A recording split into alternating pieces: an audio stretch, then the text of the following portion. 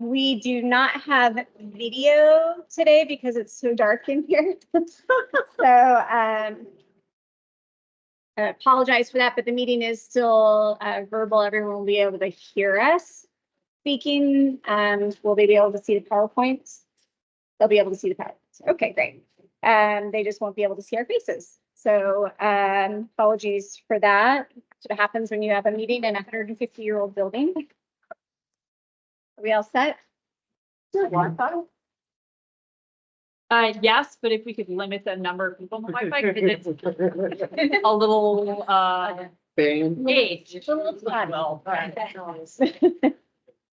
Okay. All right, my name's Thomas Anthony, Nevada Lieutenant Governor, and I will call the meeting to order of the Advisory Board on Outdoor Recreation, Thursday, July 27, 2024 at 10 o'clock here in Virginia City at Piper's Opera House. If you would like to participate in the meeting, you can, let's see, click here to join the meeting.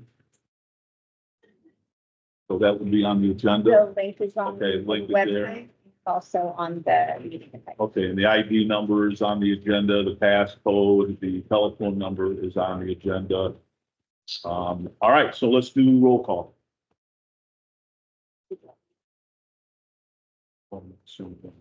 Okay. Lieutenant Governor Stavros Anthony, Here, Vice Chair Amy Berry. Here. Mauricia Baca. Here. Bob Potts. here, Alan Janae is not here. Bob Mergel. Here. Andy Pasternak is not here. Brenda Scolari. Here. James Settlemeyer. here, Deborah Strickland. Here. Chad Taylor. here. Excellent. All right, we have a quorum. All right, item number 3, review and approval of the meeting minutes from April 4th, 2024. Does everybody received a copy of the minutes? Are there any questions or comments on the minutes from April 4th? Move to approve. Go ahead. I can't find it. I'm sorry, Denise. It was 90,00. My eyes are not picking it up. Looking for help, please. Deborah Strickland, if everybody could say their Right there name now. if everybody could say their name for the record, especially since no one can see us before you speak, that'd be great. Thank you. Mhm. Deborah Strickland, a bullet item on page 2, if you consider page 1 here. Page 2 under Jasmine Mena. Yasmina. Jasmina, thank you. Halfway through the paragraph on the right, there are 90,00 miles of roads. Correct the number. That correction would be Mhm. 90,000. Perfect. Thank you. Thank you. Thank you. Any questions or comments on the minutes? Okay, do I have a motion to approve minutes? Motion to approve. Second. Bob Potts, motion to approve, second. Deborah Strickland in second. Second, any questions or comments on the motion? All those in favor signify by saying aye. Aye. Opposed, nay. I'm gonna abstain. Amy Berry. Amy Berry Okay. abstained. All right, very good. The minutes pass. Item number 4, review and approval of the agenda. Are there any questions or comments about the agenda we're going to go over today? All right, do I have a motion to approve today's agenda? Motion to approve, Strickland. Second? I'll second. Brenda Scolari second. Okay, any more questions on the motion? All those in favor signify by saying aye. Aye. Opposed, nay. All right, we have our agenda. Public comment. Public comment is limited to 3 minutes per person. The public may request that items be added to the agenda. No action will be taken during public comment. Anyone have any public comment here in this building on our agenda today? I can, I was just going to introduce myself, if that's okay. Sure. Okay, my name is Rachel Lewison. I'm with the city of Las Vegas. And I'm here to attend and hear the work that's being done and seeing how we can all collaborate. Thank you, Rachel. Thank you. That was Rachel Lewis with the city of Las Vegas. Lewison, and I can type my name in the chat. Lewison, okay, thank you very much. Okay, so she just participated. Okay. Any other public comment in this building? Nothing, anybody, anywhere else? I do not see any online. Okay. All right, I'll close public comment. And now we'll go on to item number 6, advisory board welcome, introduction and comments from me. So first of all, I want to thank all of you for showing up for our board meeting. I very much appreciate it, especially coming to Virginia City. I know it's a little bit longer to get here, but I absolutely love being in Virginia City. Our sheriff loves being in Virginia City, so this is a great place to be. So I'm glad that Denise, that you're switching up locations and making it a little bit more interactive for the board members. And I appreciate all the board members participating in outdoor recreation. I want to thank everyone who put this event together. Denise will specifically call them out. So I don't know who all of those are. I know our Story County Commissioner, Clay Mitchell, he provided lunch today. So thank you for feeding us. Appreciate it. Give him a nice round of applause. Always good to eat. I just want you to know I continue my tour all over the state of Nevada. A couple of weeks ago, I did an I-80 tour from Carson City to Reno to Battle Mountain, Lovelock, Winnemucca, Elko, Wells, all the way up to Jackpot. And I will tell you, outdoor recreation is on everybody's mind. Those communities are very interested in pursuing outdoor recreation activities. And I believe they're relying on us to make sure that we're setting up the infrastructure, that we're setting up the marketing, that we're setting up the outdoor recreation really mission for the state of Nevada. They're looking to us to do that and to help them out. And I was talking to Chad, and he shared some pretty exciting news that it's not public comment, I don't think. So I'm not going to say what it is, but everybody in this state is really starting to focus on outdoor recreation, and we are the tip of the spear. I want you to know that. So I want to thank you all for not only participating and coming to the meetings, but we need your input. We need you to come up with what you believe are great principles that you can provide this board that we can share with the rest of the state to pursue more outdoor recreations, just like we're doing with Travel Nevada and our Get a Little Out There campaign.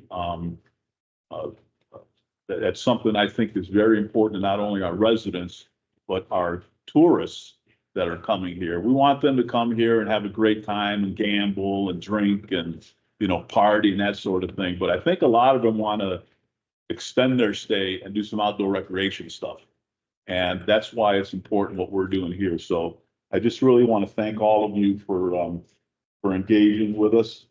And I know our next meeting is going to be in Beatty. Denise will talk about that. Yeah, absolutely. Looking forward to Beatty.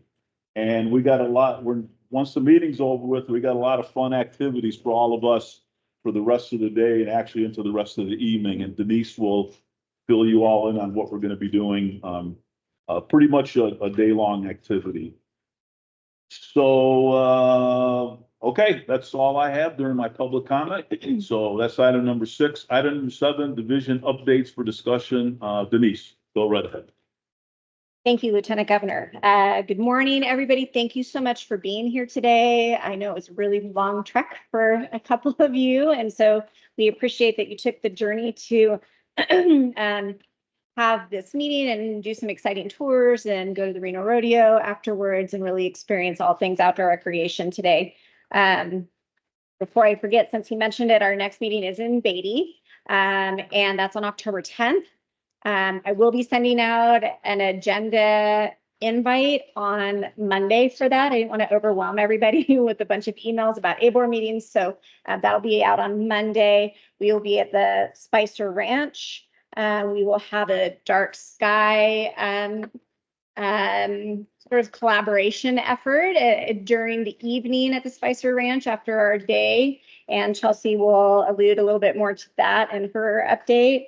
And then the following day, Yasmina has arranged for an OHV ride for us in the morning for about 3.5 hours before we all come back to Nevada, northern Nevada or southern Nevada, whichever direction you're going. So that'll be a really good time, and we're looking forward to that. And so you'll get an update on that on Monday. I want to thank Todd Tuttle and Rebecca Clark from Virginia City Tourism Commission and for helping us set up the tours with Kendall, and to Clay Mitchell and Drema Smith from Story County for arranging lunch with Cafe Del Rio. I'm really thankful that we have some great food this afternoon before we go on our tours. And thank you to Piper's Opera House and for all the folks that were helping today to set this up. This is a really great building. What a cool building to be in to have this meeting this afternoon. Thank you to Travel Nevada and the Lieutenant Governor's Office for arranging with Carrie Ann Statler, the president of the Reno Rodeo, to have rodeo tickets and barbecue this evening and the VIP treatment when we go to the rodeo tonight. So Brenda, thank you for your team helping with that, and Lieutenant Governor's Office. So that'll be a lot of fun at the end of the day. Just housekeeping items. After the tours today, we will leave from the train station. We have some cars already parked down there to bring us back. We might have to do 2 trips so that everyone doesn't have to walk.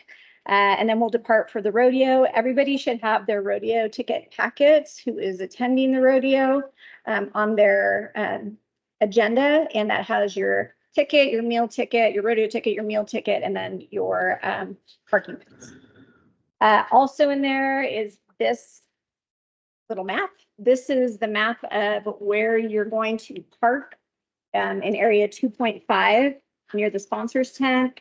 So that has the parking area and how to get there. And then the sponsors tent is where Club 1919 is. And that's where we're having barbecue dinner at 5:30. So make sure you're there by 5:30. It does say it at the top of the map also. And your meal ticket is in your envelope.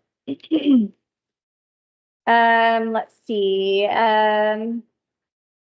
So also you have a pretty big packet here. The itinerary for tomorrow's U.S. Forest Service meeting is in there, and Sheba, I think we'll probably, and Randy will touch on that just briefly for tomorrow. And then make sure you wear comfortable clothes for tomorrow. We are going to be walking a lot, hiking at the end of the day when we get to the top of the mountain at Tahoe Meadows. So if you would like to bring your lunch in the morning to eat at the top of the mountain, that's great. If you don't have time, need to get back to work, the end of the tour will be about noon, and you can go about your day. But we would encourage you to stay and hike the trail that's up at the top there if you'd like, and have lunch. But you would have to bring your own lunch this time. And bug spray. I was up there the other day. It's pretty cool. Oh, thank you. I've Amy. got plenty of And bug spray and sunscreen and water. So for administrator updates, does anybody have any questions on the tours or any of the activities that we're doing? What's happening today after the meeting? There's lunch. It's in the agenda. We are going to go from here after lunch will be at noon. They're going to set up, already setting up. Lunch will be at noon. We'll do a walking tour that hits a couple different spots. We have a guide to take us down there. We're going to end up at the train station, take a train ride, come back, and at the end of the train ride, we'll come back here, carpool back, and then on our way, either the rodeo or that's the end of the day if you're going on the tours. Any other questions? Okay. Understand. For administrator updates, just I am going to actually be brief this time so that we have time for our awesome, very robust presentations this morning. We have hired an economics firm to execute our outdoor recreation economic impact analysis. Hopefully that contract will be finalized next week. We're just working out some details for the insurance on that. Once that contract is signed and finalized, we will start collecting data. We'll be doing a lot of outreach to some of the agencies that are here today. So BLM, U.S. Forest Service, state parks, to create and collect asset information for the data of the economic impact analysis that will also be shared with the statewide comprehensive outdoor recreation plan. So stay tuned for that. Our website contract should be finalized in about 2 weeks. And once that's done, NDOR will be working on our own website instead of just being a landing page on DCNR's website. So that would be ready hopefully in the fall. I don't think I talked about it last time because it hadn't happened yet, but I applied for a $3 million earmark through Senator Cortez Masto's and Rosen's office for UNR to help with the outdoor recreation degree path that we're trying to create, that Kendall and I have been working on together. And we passed phase 1 of that.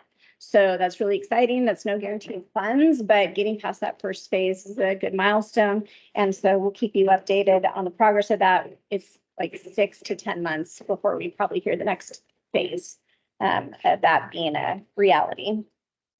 And then we continue to work with communities on outdoor recreation strategic plans. I was just talking to Sarah Collins this morning about how we can help communities build an outdoor recreation strategic plan that will help them build economic vitality and quality of life for their residents. And I'm meeting tomorrow with Lyon County to help them. They don't have even a Parks and Rec division in Lyon County. So just trying to help different communities focus on ways to improve outdoor recreation and how we can continue to be the liaison between people and funding and opportunities. So if you have a community or you know a community that would like our assistance in developing a plan or just coming up with some ideas, we're happy to do that. So that is all for me. Elizabeth, you are next. Elizabeth Johnson, Deputy Administrator of NDOR for the record. The majority of my work has really been focused on supporting the OHV program since that position became vacant. The two main tasks of that have been just making sure that grantees have been supported. So with their reimbursements, reporting, answering questions, that sort of thing. And then additionally with that, any questions from the public that might come in regards to OHVs. And then kind of the other main component of that support has been on the kind of staffing administrative side. So we were successfully able to reclassify the position from a management analyst 2 to a management analyst 3 position, which really, if you don't know government lingo when it comes to job names, it's really not only, bumps up the pay scale for that position, but also just really fully encompasses what the previous incumbent was doing already to really make it more accurate to the work that OHV program manager does. And then we were also able to successfully add a new job to that, a management analyst 1.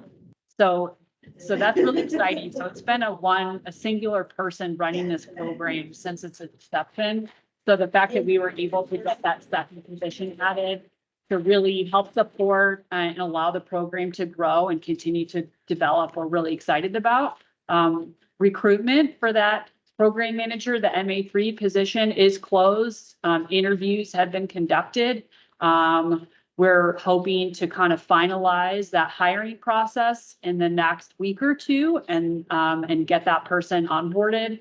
And then once they're on board, then we'll go out and start hiring for that MA1 position. So that's kind of been my world, OHV.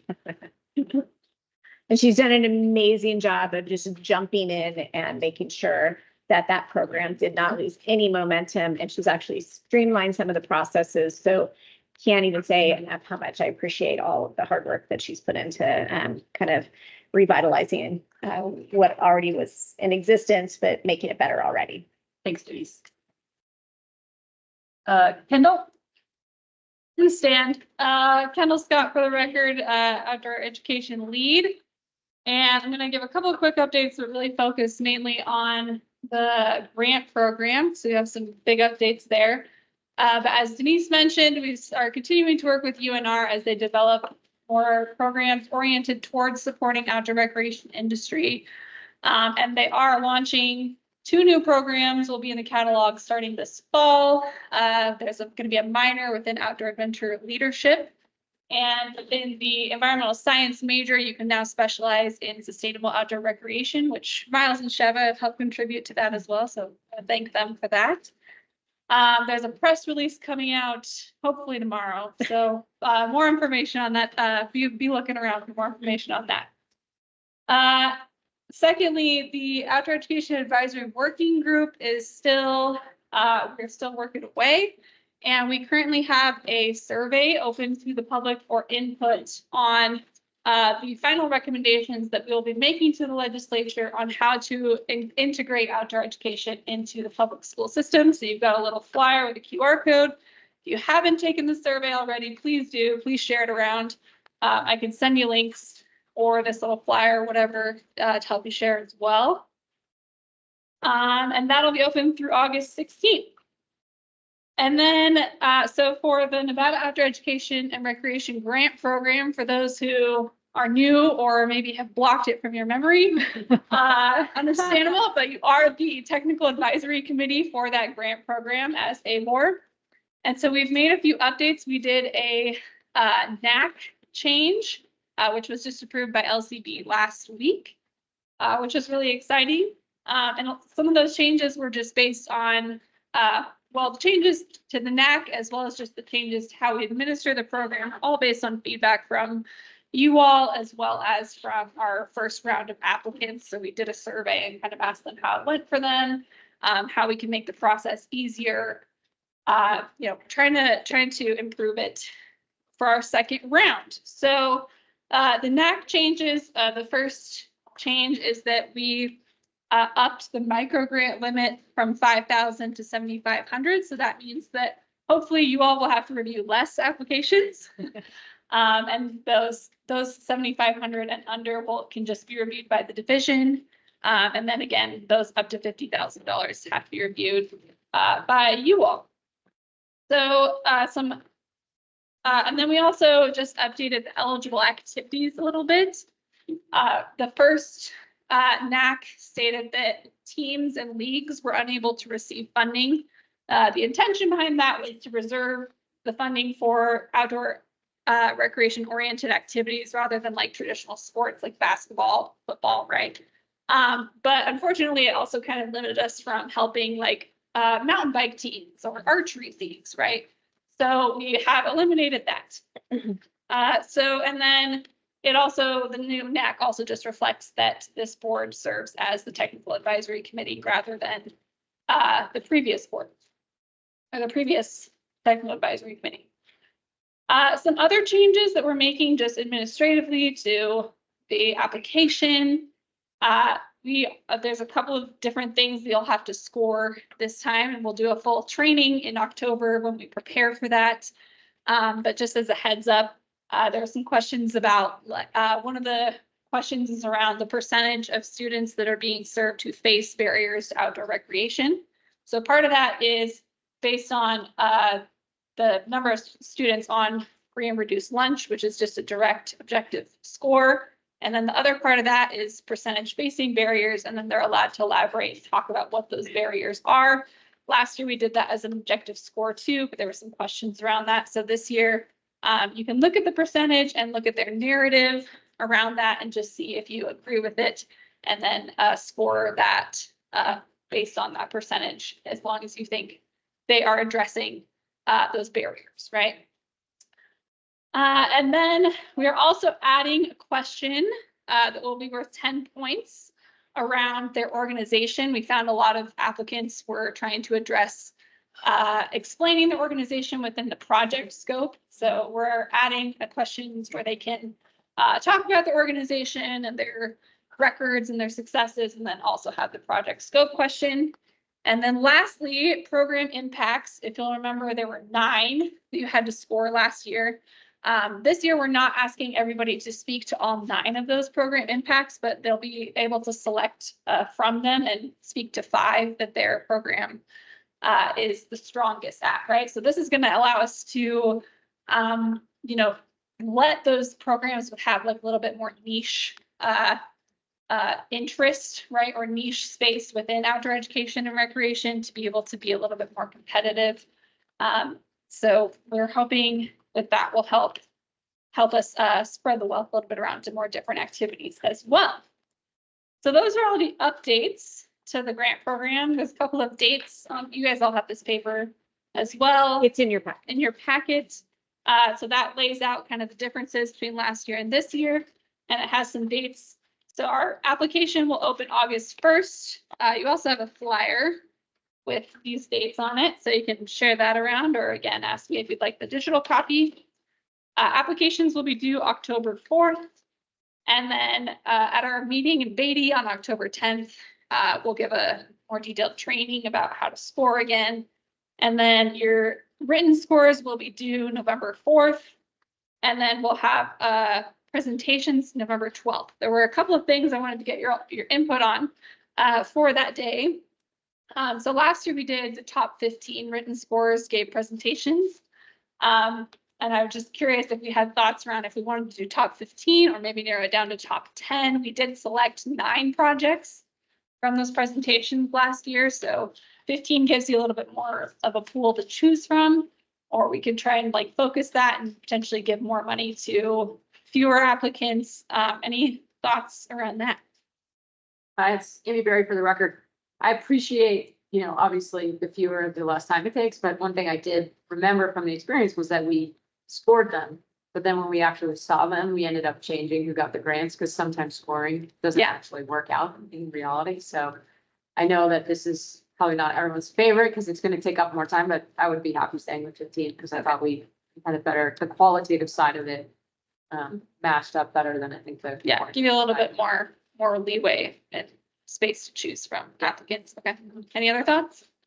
I would agree with that. This Bob Potts. I think, and the other thing is this, to have better understanding what it would be a priority for Okay. the agencies. All right, we'll do 15 then, and maybe we'll try and shorten their times a little bit. And then some of the other grant programs within DCNR are moving from giving people the option to do it in person to doing all presentations virtually. So there's some advantages to that around biases of having people in the room. Sometimes that can influence our decisions just to be face to face with people. So I want to get any thoughts around if we wanted to have all the presentations be virtual or keep that option open for in-person presentations. Any thoughts there? Denise Baronio for the record, if you guys have this isn't set in stone today, so if you are thinking about it, you have time. So if you're thinking about it and you decide, gosh, it would be nice to still have the option to do in person, or if everybody wants to do virtual, you can just email Kendall or call her and give her your opinion on that. You don't have to make a decision today. You just want to put the thought in your mind. Chad Taylor for the record. I think options are always good. So the ability to be able to be in person, have human connection and not.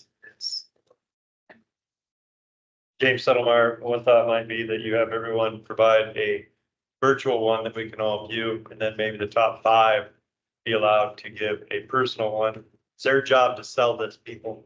They need to sell it. They want the money, they need to sell it. And then we will it down, let the top 5 have an actual interaction and ask them questions and get responses. That's just my. Yeah, I do think that could potentially put undue strain on Southern Nevada, applicants if they are then potentially required to come up, be in person, right? It would also potentially add dates to y'all's calendar, so that's something. But noted, thank you. Anyone else thoughts? So this Bob Potts, for the most part, it was really, really well done. So all we're doing is kind of tweaking on the edges. So congrats. I mean, the first round was pretty remarkable, actually. Yeah, it was really good. So, and it was a lot of work, but nothing worthwhile comes out of work without work. Now you talked about NAC a little bit, administrative code. We're in the middle of BDR season 2, and I don't know whether everybody's talking about BDRs. I mean, everybody's kind of keeping it under the hood.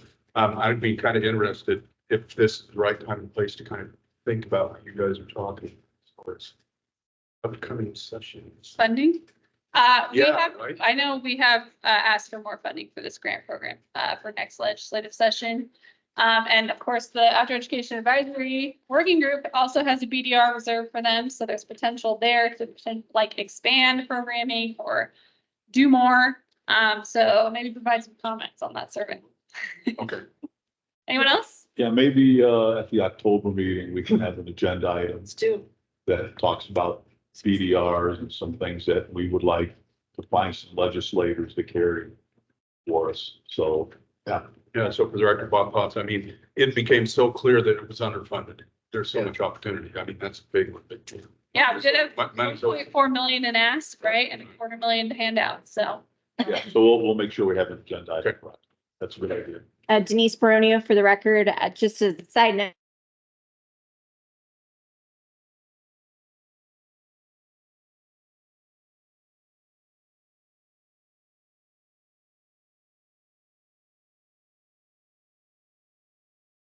Other funds mixed in with that for 4 different grants, including the NOAR grant. So including the outdoor education recreation grant, we asked for funding for a trails grant, a public schools, green schoolyards, for public schools grant, and then also going back to the NORI grant, the outdoor recreation infrastructure grant, which was so popular and successful. I think got 2.4, 2.6 million in ask. Excellent. We are very underfunded for grants as a state. If you compare us to New Mexico, who did 7 million last year, Utah did 30 million last year, and then new outdoor recreation divisions like Pennsylvania, literally 6 months old. I think the 3rd or 4th day that they were division, they got $3 million in grants from their governor for trails. So yes, to the BDRs, that we're going to start small and hope for some money. So Bob Potts, I mean, it'd just be really great to know where we're at because I think there could be some coordinated efforts. I mean, our Main Street program, we're probably gonna do something there, right? And that's, it's, a big extension. I know Brenda's got stuff. Yeah, I know here in Kendall Scott, for the record, I know here in Story County, in Virginia City, they are redoing their schools, right? They have a new site for the elementary, middle, and high school. And Todd Hess, who just retired as superintendent here, has been on our advisory working group, and they're really excited to integrate that into their new infrastructure. So hopefully we'll start in these different communities and build it out and make it statewide, right? All right. And for the record, I'm always just thinking, like, how do we leverage other funds to create a bigger pool? And so the two that have been on my mind whenever we talk about this, it's just Nevada foundations. How can maybe we just put a package together of what you guys did last year with the grant program, and we get some meetings set up with some of the major foundations to go, maybe you've done this, but to talk to them about, we go to the BDR, it's always helpful to have the private funding to help encourage our legislators to give more public. And the other piece is just on an economic development. I know there's a lot of incentives and that's the thing that goes as new companies are moving into the state. And I don't think outdoor recreation has ever been on that list of things. STEM is obviously really high when Tesla or somebody comes in, but if there's a way to make sure that, showing their support through funding outdoor, getting more kids outside in Nevada, because it has a feel-good approach. Yeah, there's also a question about that in the survey. So again, I encourage everybody to take it and express your opinions. I will also say, with the Nature Everywhere program that we were selected for with the Children in Nature Network, one of the ideas we're exploring with them in terms of technical assistance maybe next year is like a funders briefing around outdoor education. So, which I'd love to talk to you about, Amy. But yeah, so I do think, looking at foundations is something we need to do going forward. Brenda had a question. Brenda Sclary, for the record, it could be a matter for this board, but certainly the Tourism Commission as well, with the Lieutenant Governor chairing both. And I've spoken to Denise about better defining the distinction between Travel Nevada's destination development infrastructure grants to smaller communities in the state and what the Outdoor Recreation Division is funding, so that it's less muddy and we then strengthen both, because there is that distinction. But I'd be all for having that conversation with both the commission and the board. All right. Anybody else? All right, I'll go ahead. I think it's Yasmina. Yasmin, I'm gonna go last.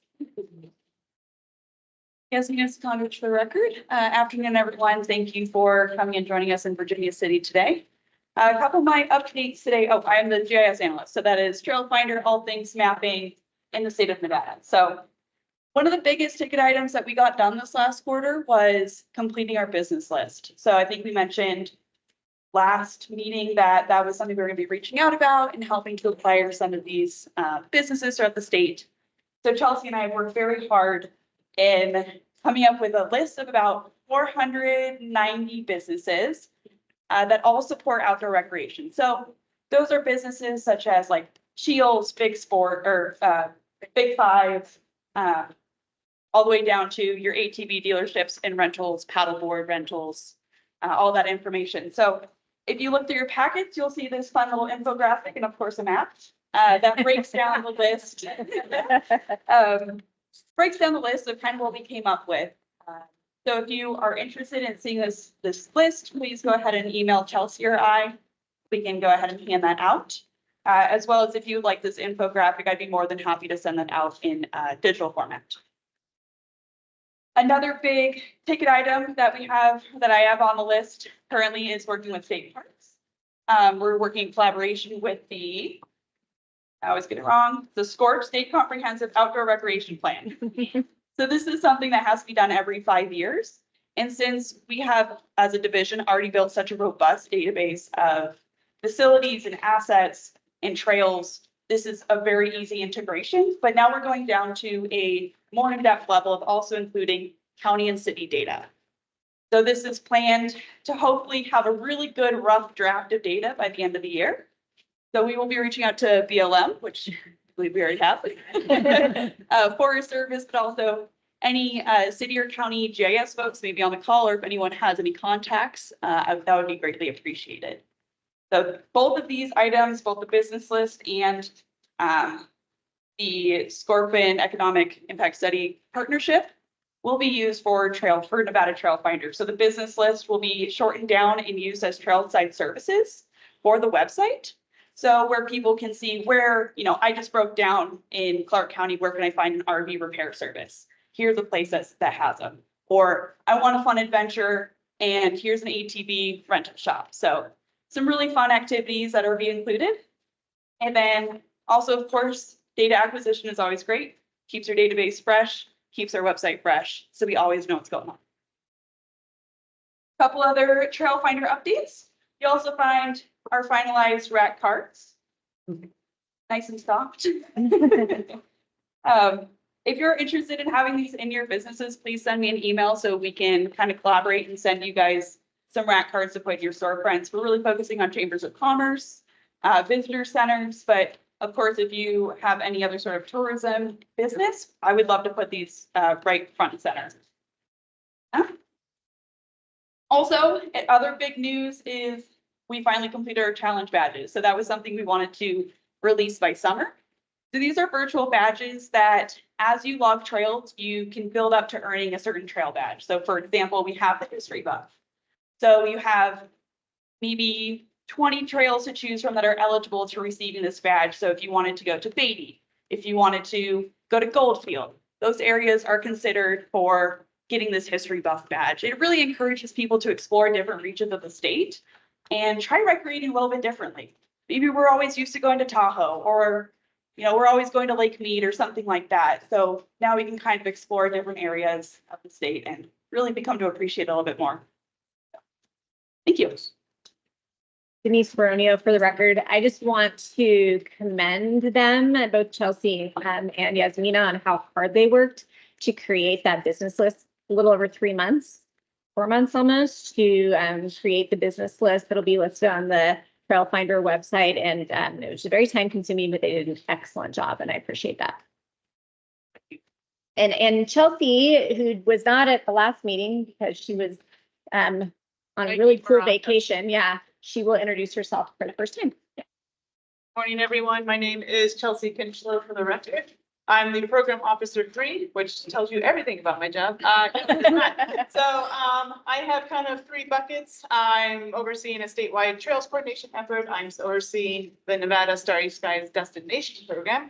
We'll talk about that some more. And I'm also the communications lead for the division. So thank you guys for coming out this morning. And yes, I was biking Morocco in April, so I felt like that was a pretty justifiable reason to miss the April meeting. But I'm very much looking forward to the meeting coming up in Beatty as well. As Denise said, I'm working with a couple other interpreters from Death Valley and the Desert Wildlife Refuge down in the Vegas area to do some dark sky programming, because if you guys look in your packet, there is now a dark skies license plate, so we're ramping up, we're getting excited for the Nevada Starry Skies destination program. So along with Kendall, we have been updating NAC. So I updated our NAC to reflect a program that is hopefully more accessible to Nevadans here in our fine state. So all of these changes that we're making to the program, it's geared towards increasing the accessibility and value of dark skies to Nevada communities. So essentially, to get your certification, communities will submit an application outlining plans or improvements for dark skies preservation, and also there's an education component as well. So why are you're going to update a plan? Why are you doing that? Right? Just doing some more outreach within those communities. So I'm hoping to have this program up and running by September. So now I've said it out loud several times, which means I am now getting committed. Now I'm committed to having it out and ready to go by September. With that, I've also been trying to get different organizations on board to do a star party as a formal launch across the state as well. So again, we're just getting super excited about dark skies out here. And so there'll be more to come on that. Yasmina and I have continued to work to connect with land managers to assess Nevada's trail maintenance needs. This is something I think we started back in January, December of this year. We've met with several of the U.S. Forest Service and BLM offices, and we've also moved into meeting with nonprofit groups to understand their challenges as well, and working with land managers, but also what does it take for them to do trail maintenance with those land managers as well. And I've also continued to participate in various stakeholder meetings, engage and support other organizations as well on the trails front. And then as the communications lead, just working on those quarterly newsletters. We've been providing monthly updates for the Lieutenant Governor's newsletter. I've been working on the new website with Denise and the team, and also just getting my head wrapped around like our social media and working on growing our followers as well. And then just kind of another tidbit is I've taken over as the point of contact for the NORI, so the Nevada Outdoor Recreation Infrastructure Grant. So I've been working with them on quarterly progress reports and grant reimbursements as well. And I also sit on the Recreational Trails Program Committee as well. Denise Baronia for the record. Chelsea, can you just clarify like the removal of the international designation Oh, requirement? yes, sorry. Yes, so the way that the NAC was originally written, you had to receive your International Dark Skies Places Program certification, which is a long and tedious process. So when we talk about and funding as well and money as well to apply for it. So we are hoping that the program that we are creating is more accessible specifically for our rural communities for generating astrotourism. They can still get the international. Yes, they can still get the international. We're not prohibiting them from that. We're just hoping to help provide building blocks towards maybe getting their international designation. Thank you. As well. So, yeah, happy to talk about anything I covered. Any questions for us? Denise Baronia for the record. Any questions for our team? Amy Barry for the record. I think this is awesome. And I was just looking at the map that you guys created for the metrics, and I'm just wondering, you're doing so many different things all over the state. It might be kind of neat to put a map together that sort of identifies the different projects that you're doing on state level, like a pins in the map that kind of. Oh, we have a map. We have grant maps. That's very Yeah, we have nice, grant right? But I think it would be really cool. So if somebody says, what does, because you're so new, right? That's the number one question. Is like, what exactly do you guys do? You're doing so much. So I think just having a really easy, like, here's the work we're doing across the state. And I think it'll really drive home the work you guys are doing in the rurals. Thank you. Especially. Any other questions or comments or input for Denise and her staff? Brenda Scolari for the record. I can suggest that we include an ad page for the Trail Finder in Nevada Magazine. That's just right on the regular, because that goes out, is 250,000 plus. Might as well be featured. Yeah. Thank you. Anything else? Are we, excuse me, Strickland for the record, are we allowed to talk about relevant public land updates at this time from the board? Or is it staff only? Say that again. I'm sorry, I'm not being loud enough. Strickland for the record, I was asking if it's appropriate for board members to talk, bring information relevant to public land updates, or is it staff only at this time? You know what? This is the only time we get together to talk, so bring up whatever you want to bring up, because we can't take action on anything, so let's talk about whatever you want. No. Absolutely. Okay, so I just wanted to bring an update to the group that Grid Alliance is a major power provider. So they provide the infrastructures throughout great amount of Nevada, working with Nevada Energy, which they won't say, but they do. And so they have come to Nye County and asked for a special use permit.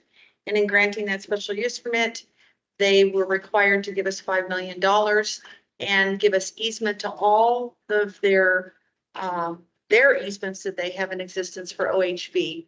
So we have easement from Pahrump through Pahrump and majorly through all of Stewart Valley and all the way up into Beatty because of that. We're real excited. And also they did set aside, we'll be setting aside some of that money for our north side trailhead and Pahrump itself. So we're building more and more trails along with the Battleborn Trail, which you're well aware of is still in its infancy. So I just wanted to make you aware, it never hurts commissioners to ask for money. Great. Yes. Gracie Abaca for the record. Just thinking about the Nevada Trail Finder and sharing that out. And you raised earlier, kind of elevating the profile of outdoor recreation as businesses are coming. So our organizations such as LVGEA and my brain is not, thank you, and EDON, thank you. Those types of organizations, I think would be really great to provide them with this information as they're talking to companies that are looking to come here and understand what their employees would have available to them should they come to Nevada. And some kind of on the flip side, sharing it out to which you probably already have on your agenda, but sharing it out to the various chambers so that we can help elevate that with various chambers. But I think that it's a great tool for helping companies understand why this is a wonderful state. So Bob Potts for the record, I'll give you a little background how this all works, right? So there's 8 RDAs in the state, right? NDOR and LGA are the 2 biggest ones. There's 8 of them. There's 8. Rural development. Yeah, Rural Development Authority, right, the Regional Development Authority, just we contract with 8 of them. And if you look, most of the companies that we work with often work with site selection consultants, right? And then they have in order for, and they're not just shopping Nevada, they're shopping all kinds of different places. Unless they're here and they want to stay here.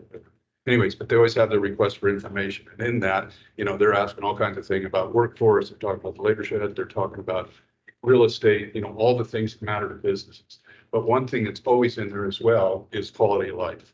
And there's a whole bunch of these elements that are under quality of life that, we try to provide as well. So anything and everything that we can get. I know we use a lot of Brenda stuff. We use a lot of, to help populate that side when they have requests for quality of life. So anything we can get added to that coffer would be good. Yeah, that's great. Anything else? Okay, thank you very much. That was item number 7. We will now go to item number 8. We have our Sheriff Cullen from Story County here. He's here in his capacity as the Vice Chair of the Nevada OHV program, and he's going to give us an update on OHV recreation and anything else he wants to talk about. So, Sheriff, it's all yours. Great, thanks. I'll stand in the middle, I guess. And then as you'd like me to change slides, just point at me or, yeah. Well, to be honest, I can't really see the writing up there from here without my glasses. I've got my cheat sheet here a little bit. So yeah, Sheriff Cullen, Story County. I was elected a year and a half ago, and I came from Carson City. I worked down there for 30 years at the sheriff's office. And in 2013, I created our off-road program down there, off-highway vehicle program in Carson with a couple of dirt bikes that the sheriff was able to buy. I was in charge of the motor unit down there, rode motorcycles quite a bit. So 2013, we started that. I got involved with the OHV commission by obtaining a couple of grants for Carson City back then. And then I retired from there, came to Story County, ran for sheriff. And one of the things I ran on up here politically was the fact that we had such a big off-road community and we had some problems. We had a couple of fatalities up north. We had one down here at Gold Hill, the Old American Flats. And then sadly, just recently, we had a fatality on a side-by-side down in 6 Mile Canyon. So back in 2023, in January, I wanted to get this program up and running. And let me introduce Eric is sitting over there. He's the under sheriff. And he's helping me with the off-road program. Eric, I showed him the grants. He wrote the grants and he's been getting the grants to the OHV commission for the sheriff's office here. But we had a need for it. And so we started the program here in Story County. You can click a slide if you want there. And if you guys want, we can get you copies of this little program. Sergeant Beaumont, who's not here, she's on her days off. She is kind of heading up our program. She's an avid off-road motorcyclist. And then we have another, about 4 more people that are into the program. We had to kind of spread it out because of the way we're scheduled and stuff. But basically, everybody involved up here with our OHV program at the sheriff's office is an off-road rider, hiker, walker, something to do with vehicles or something off-road, and they love it. So that's a little bit about our program. Again, responding to some of the things up here. Story County is a little unique because unlike Carson City, where I came from, it's most of Nevada, the majority, maybe 90% of Story County is private property. And it's not all BLM, and a lot of people don't understand that. Even people on the OHV commission, corrected once in a while, don't understand that this is private property. So we run into that issue here in the county with enforcement of trespassing laws and things like that. So we got the program going. We're getting out there to do some things with that. We're trying to address some of the things that, some of the problems that we have already discovered and some of the new problems.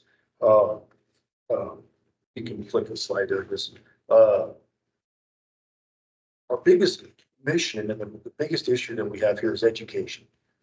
A lot of folks, they have the off-road vehicles and they come to Story County and they want to come up here, drink and party and have a good time and do their thing, but they don't understand, one, they don't understand that there is an NRS 490 where we have to register the vehicles.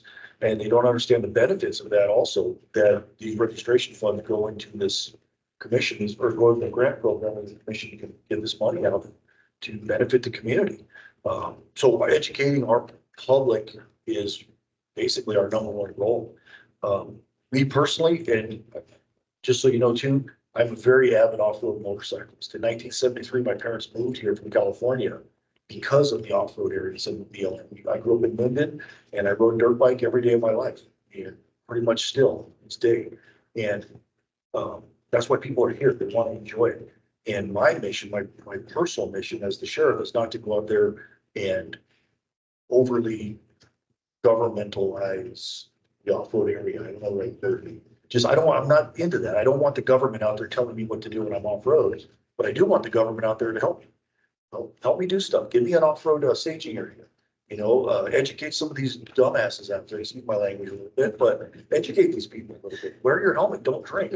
Don't be stupid. Don't tear it up. Things like that. It's same for our kids. So education is a big deal. One of the things we do also here, we just did it for a kid downtown, is we provide them VIN inspections. So they have that avenue for the off-road registration. Moving right along to the next slide there, or this slide. Oh, I'm sorry. I'll go back one, I guess. Is some of the stuff that we do with the events up here.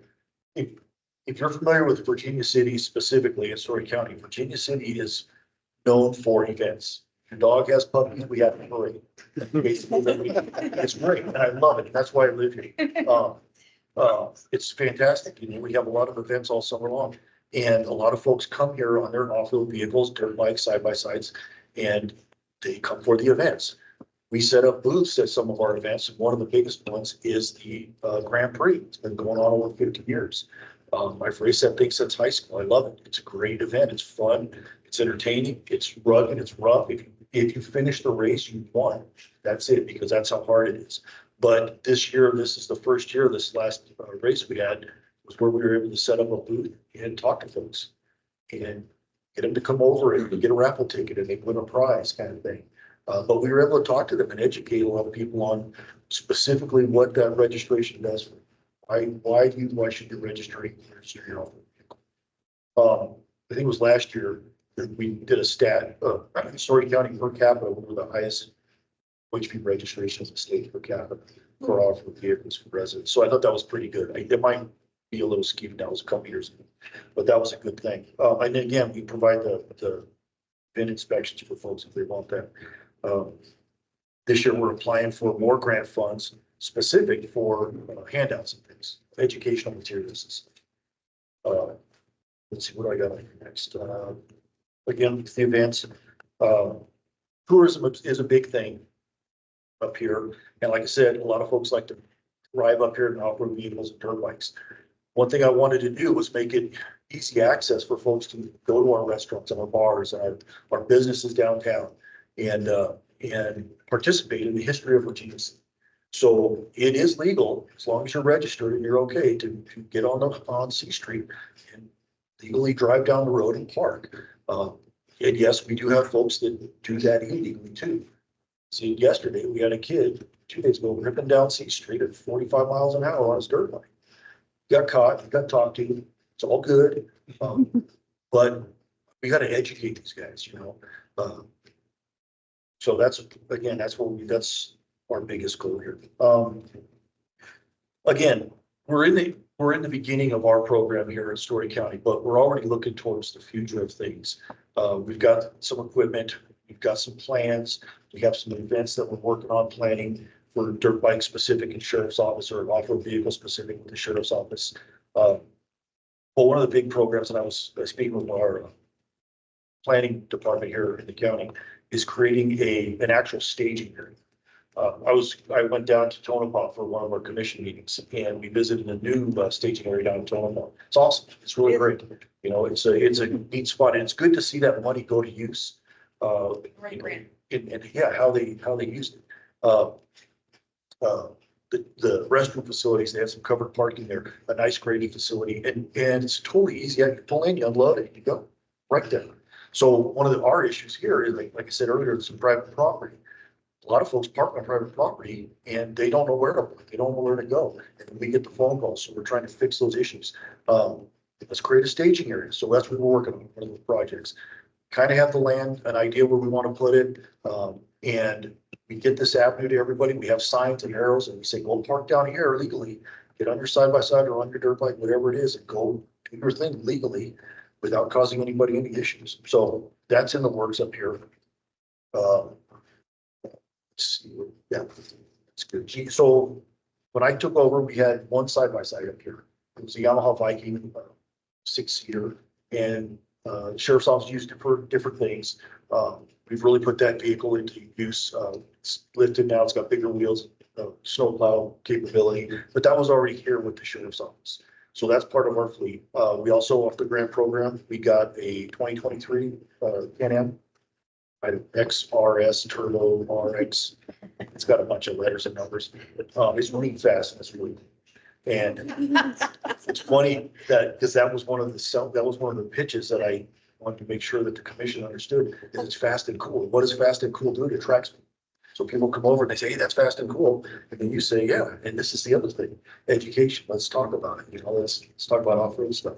So yeah, because I'm a dirt bike guy too, this last grant go around, we got a couple of 2-stroke 300 gas dirt bikes and put those in because again, the 2-strokes are real popular in off-road right now for some of the stuff, and it gets people talking. It gets them over to talk to the deputies and talk about the off-roads. So we've got a couple of dirt bikes, a couple of side-by-sides. And like I said earlier, also, well, I would say that a lot of the people that work at the sheriff's office are involved in off-road activities one way or the other. The people in our program either raced or have ridden their whole life or have something to do with off-road. And we're kind of at a benefit for that because I don't have to go out and teach people how to ride a motorcycle. I already got folks that know how to ride pretty good. And they get out there and they ride around, and for us, it's a benefit too that the deputies get a chance to take a break.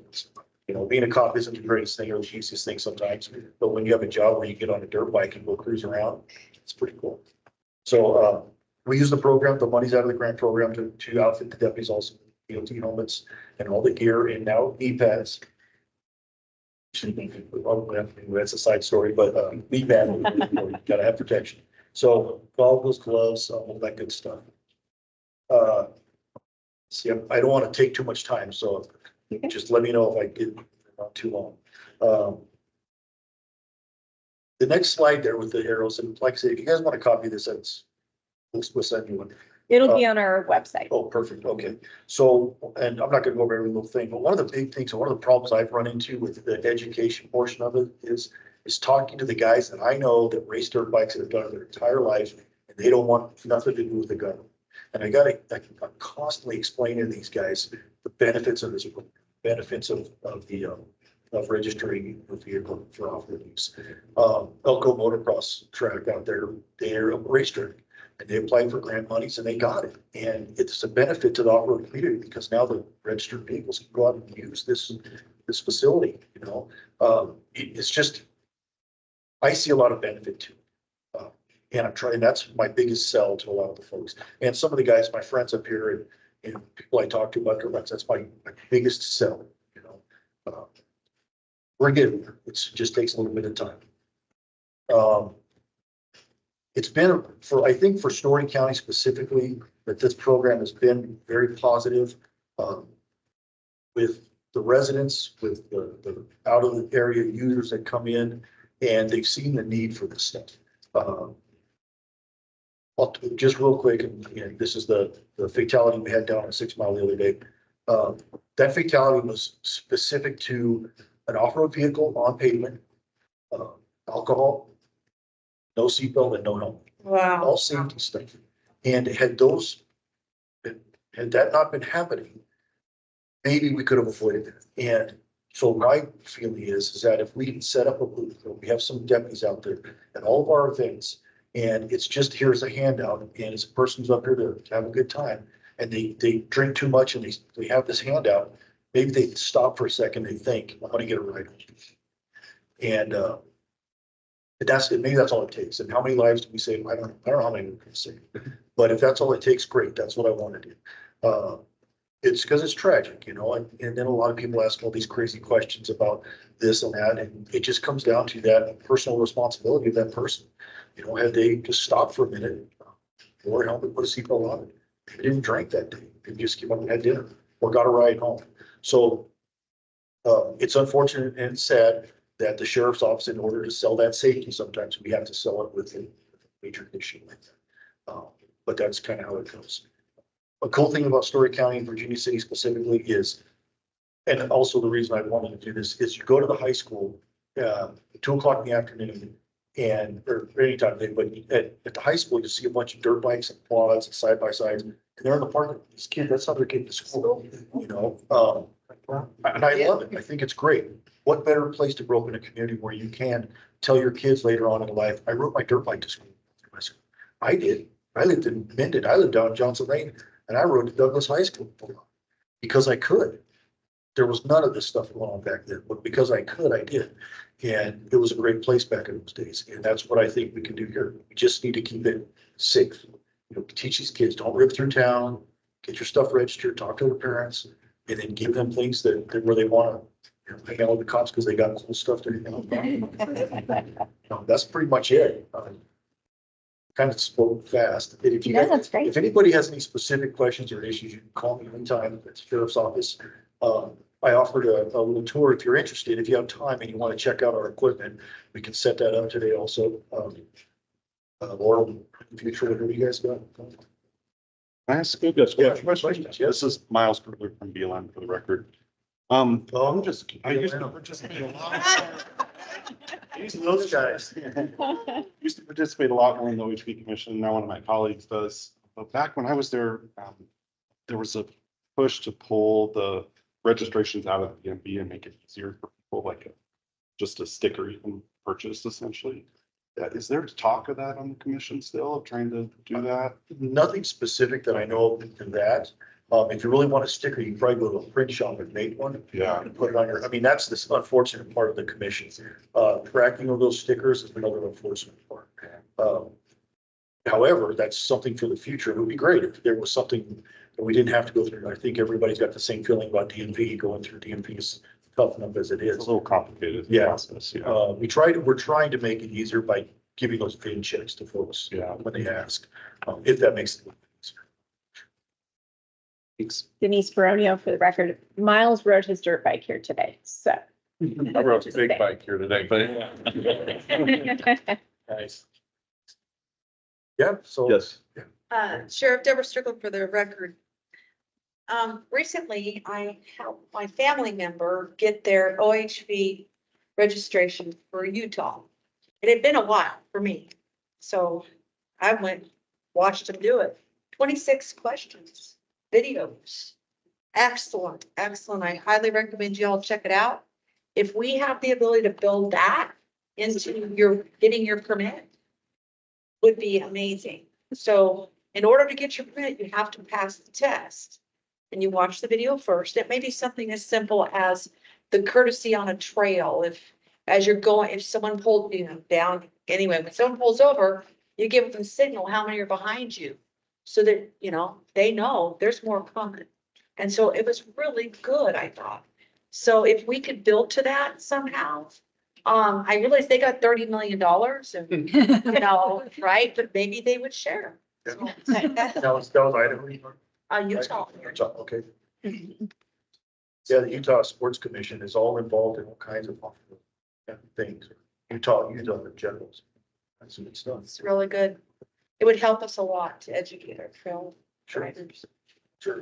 And again, yeah, education, and, when I do talk to other groups once in a while, and the horses are a big thing for the off-road, for the bike guys. And I've had this situation go both ways in my years of riding, where the horse folks have yelled at me for not pulling off the trail. But in reality, I didn't know they were there. Right. Because I can't hear them, but they sure can hear me. And the conversation I had with the lady was just that. You knew I was coming down this trail because you could hear me. Why didn't you step off the trail? I'm on a horse and I don't have to. Great, we'll put that on your tombstone. But that's a sad thing to say, because you didn't have to. But if you had done that, we wouldn't be having this conversation.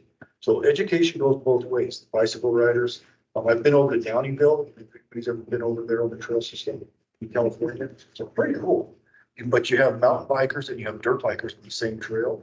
And I can see where that could be an issue with the bicyclists hearing the bikes coming, but not getting out of the way, because the dirt bikes are going to hear them. So, I mean, it goes both ways with that education. Any other questions? Yes. Yes, Venus Convent for the record. Have you reached out to any high schools? Go into junior high school programs with education? So, we're getting there. And that's one of the things we're starting with cops and kids, and some of the stuff we're doing here is getting into the school system. And Mike, our school resource officer, is very avid for a dirt bike rider and racer, used to race before. So that's a benefit we have here in Story County, but we're getting there. And Barry, for the record, just wondering these are such awesome programs you're putting in place. Are you guys measuring anything? So you have metrics that you can measure against year over year? Yes, we are. But like I said, we're just starting the program and we're starting to develop some statistics. Just recently, we found out we don't really have a button to click for OHV specific for stats in our dispatch center. So now we do, that's what we make. And actually, it was because of this meeting that we wanted to get some stats out, and we didn't even realize we don't have that, but that's one of the things. See the impact your organization. I think it's important to know that, you want to give folks the stats, and the stat that we never know is how many lives have we saved by educating. It's like DUI driving. How many people have you saved by just talking to somebody? And we'll never know. But if we do get the stats and our fatalities are going down and our traffic stops are going down, we can afford that. Good job. So this, it says you're the vice chair of the program. Is this a statewide? The OHV commission? It's a OHV commission that's statewide? Yeah. And who sits on it? Robin Adams from Nevada. Yeah. So every county is represented? No, it's kind of like your group here. We have a representative from the racing community, the rancher community, the quad, the law enforcement, quad group, snowmobilers, dealers. The commission of the, Who are the current members at this time? It's Maurice White, First City Supervisor is the current chair. You are the vice chair, correct, sir? yes, And who are the other members Ken Ravago, Robert Adams, representing? What is Ken does the quads from down south, Vegas. industry? Now you're putting me on. Now then. Curtis Calder just started as the off-road racing representative. The So the appointments Elizabeth are made by the governor based upon selection criteria under Nevada revised statutes. It has it all labeled out, who represents, what industry or what particular skill set or thing we wanted to make sure in the legislation was created, that we had different spots for different individuals. And it's strictly advisory. we, actually, our job is to administrate the grants, the grant, the grant. That's So our, when you that's what we're- pay for your registration, which costs what, 40, 20. $30? Oh, it went up. A portion of that money goes to this grant program Okay. to help not only to create trail, for education, for different purposes. At times, those funds have been used to deconstruct trails. When the commission has determined that the trail was not advantageous to the natural resources, it was more of a detriment. So they do a very good job of trying to look out for the natural resources of the state of Nevada. I think the representation on the board is pretty well rounded as far as that goes. I have noticed a trend that if your group isn't represented, that group asking for that grant may not get the grant. And that's unfortunate. But I think it's well represented or well rounded. We do have a lot of discussion that we meet, and it's been quarterly. It's usually an all day, 10, 11 hours at times. If you don't know about the OHV Commission, there's a website you can go on and check it all out and look at the grants. And you can see the grants that have been applied for, the ones that people have gotten, and you can read through those entire grants and just see what's going on in there. Is it still about $1 million a year in grants? We're doing, we went from once a year to twice a year, and it's about $750 Each cycle. each time. So $1.5 million. Elizabeth Johnson for the record. So the grant is funded through those OHV registration dollars. And then the DMV transfers, it's about, each year money over to the grant. And we have $1.5 million to grant out each year. Originally, it was a one grant cycle per year, but to my understanding, to kind of spread out the love and the workload, they split it to two grant cycles of up to $750,000 per cycle to grant out. And Strickland, for the record, thank you for the grant. We're building our track. We have 40 acres we've set aside for an OHV track. Yes, that's And right. it's a continuous thing. We just got another grant for some specialty design that needs to be done, like water cannon kind of stuff to Yeah, abate the dust. Want to control that real well. you guys had a really good plan. We do. It was pretty good. You should see the I think one of the things we're working towards also is if the counties come in to like us with the staging area, we wanted to have it set up so, That was Tonopah, and thank you. well, like the staging areas, that Tonopah was the example. Where they went to their vendors to get the stuff they needed. We kind of wanted to set that up so it wasn't such a hard process for the next guy that wanted to come along and do that. So, and I think your program also.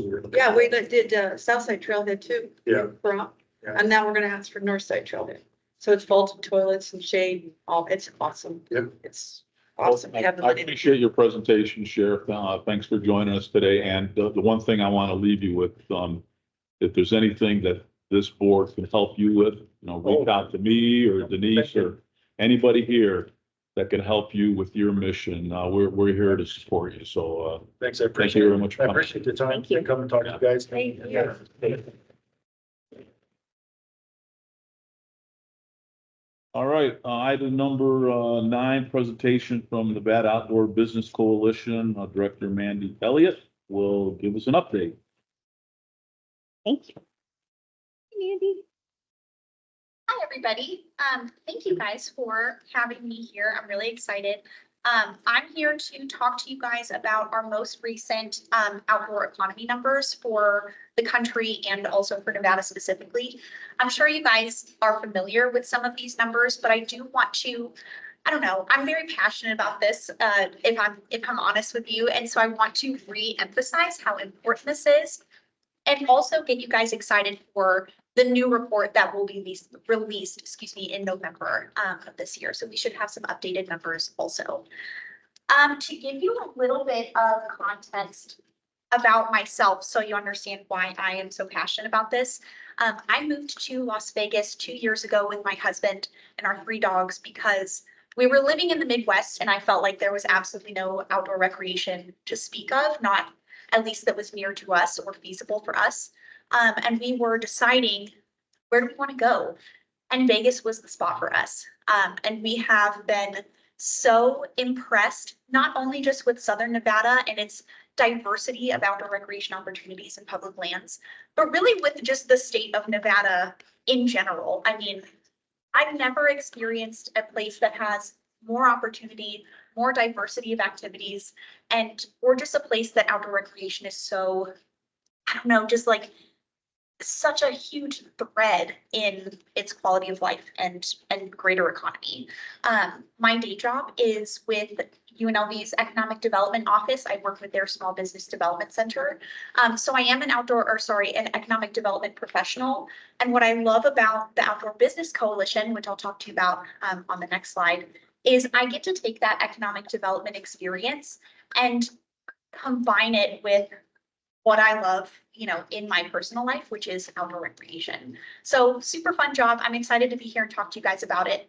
And we can jump to the next slide. Yeah, so the Nevada Outdoor Business Coalition. Essentially, we are your outdoor industry chamber of commerce. We help advocate for the industry. We allow, we offer networking opportunities for businesses that are in the outdoor industry here in Nevada. We are growing our business education opportunities. Hopefully, and I may be speaking a little bit preemptively, we're looking to hopefully offer some financial opportunities for our businesses or small businesses that want to join the outdoor industry here in Nevada. And so that's kind of us in a nutshell, your outdoor industry chamber of commerce. That's kind of the easiest way to explain it. Go ahead. Perfect. So with these outdoor economy numbers, you'll have to forgive me because some of these terms are a little bit vague, but I'm giving you the best of what I got. And I've looked fervently for some clearer definitions of what these mean, but here's what I have for you. So we're going to talk a little bit about gross economic output, which is essentially the overall cost of this economic activity that's taking place in our industry. So overall economic impact of the outdoor industry, that's your gross economic output. Then we have our GDP, which is essentially the value that is added at like the final transaction, right? So if you're purchasing a ready-made good, it's already completed, it's not, still in manufacturing. Basically, it's the point of sale. That's what we're talking about when we say GDP. We're not talking about manufacturing costs. We're not talking about anything else, just final point of sale. Those two are kind of the confusing ones. The next thing that I find interesting, and we get a lot of questions about this actually, is the Bureau of Economic Analysis defines outdoor recreation activity in 3 general categories. You have your very conventional outdoor businesses, right? Your, REIs, your guide shops, your, rental companies, etc. Super conventional, that's tier 1. Then we have activities such as gardening, concerts that take place outdoors, maybe things that aren't necessarily what you think of when you think of outdoor business, but it's taking place outside. And then you have your supporting activities such as construction, travel and tourism, local trips, government expenditures, etc. So I wanted to give you that context, and forgive me, I know it's kind of a lot, but it's important to help us understand what these numbers mean. Okay, so let's talk about the United States as a whole. The outdoor economy for the first time in 2022 has surpassed $1 trillion in gross economic output. And remember, that's, all of the economic activity that's generated by this industry. That is incredible. I'm so excited about it. I think everyone in the industry is excited about it. It's really a huge, huge landmark that shows This industry is robust and it's growing all the time. And these are even outdated numbers, and I anticipate it will be larger in November when we, see the new reports. The numbers that I wanted to, I don't know, harp on, I guess, the top line numbers is the outdoor industry makes up 2.2% of the US GDP. 2.2% seems like kind of a small number, but I want to let you know that translates to $563.7 billion. So small percentage, big dollar amount, right? So very exciting. Next up, we have the millions of jobs, 5 million jobs that this industry provides. And that number is growing. And I'm going to talk about that in the next category. So those 5 million jobs make up 3.2% of US employment. Super exciting. People want to work here. And that's what I'm going to talk about right now. The percentage of growth from 2021 is huge. And we, as a state, I'm going to get to that on the next slide. I'm really excited about this. I hope you guys can feel that energy. This is a lot of information. I'm trying to just like squeeze as much as I can out, but it's super exciting. So GDP of this industry, 4.8%, which compared to the US economy as a whole, like not boiled down to an industry, is significantly larger, right? Which is exciting. We want to make sure that we say, hey, this industry is big and it's really big compared to a lot of other industries, like mining, for example. Not to call anybody out, but right? We are pretty large compared to some other industries that, get a lot of attention. And then jobs. So our percentage of growth, we grew those jobs in this industry in particular 7.4% compared to the overall US economy, which only grew by 3.9%. So again, our industry in this country is growing rapidly and it's outgrowing the other industries, comparatively. Okay, go ahead. Thank you. I added this slide in here just because I think it's really fun to see what everybody's doing. And it's also important for, our business owners to understand what are people spending their money on specifically. Outdoor recreation can mean a lot of things. So top economic activities in the US by size, we've got RVing, boating and fishing, motorcycling and ATVs, hunting, shooting and trapping, and also snow activities. Top economic activities by growth. So just, how fast have they grown? How much have they grown from, 2021? We have recreational flying, which kind of blew my mind. I didn't really know that was a thing, but it is. And it's also a thing in Nevada, which is really exciting. Snow activities grew substantially, climbing, hiking, and tent camping, motorcycling and ATVing, and RVing. So we're seeing some of these kind of like more niche activities really skyrocket in popularity, which again, I threw this in here just because I think it's really fun. And it's important for us, as the industry, thinking about business, to understand what are people getting excited about? What are they spending their money on? What do they want to do, right? And how can we offer that to them? Thank you. Okay, so how do we, as the state of Nevada, compare to the US? Our top line numbers. Can we ask a question? Yeah, of course. Go. Strickland here. Recreational flying, are you referring to like drones? Or are you talking about purchasing airplanes and flying them? The way that I understood it was airplanes. So personal planes. Yes. So the number is really high because they cost. Well, that would buy a plane to fly. That's true. The rent, they've got all of that, right? Yeah. Chad Taylor for the record. So there is a new group of people out of Las Vegas that are starting plane camping. And there's a new generation and a new type of plane that's affordable to purchase. And it's becoming something. So for rural areas in Nevada, it's definitely something to think about going into the next decade. But also, maybe for the record, growth is if you have 10 people doing it and 10 more people do it, you get to 20, you're looking at a huge growth percentage. So those numbers you have to do. Yeah, thank you. Okay, perfect. So how does the outdoor economy in Nevada compare? So outdoor recreation in Nevada creates $6.1 billion in gross domestic product value add. So again, I think these are the numbers probably that you guys are familiar with. We make up 2.7% of our state's GDP.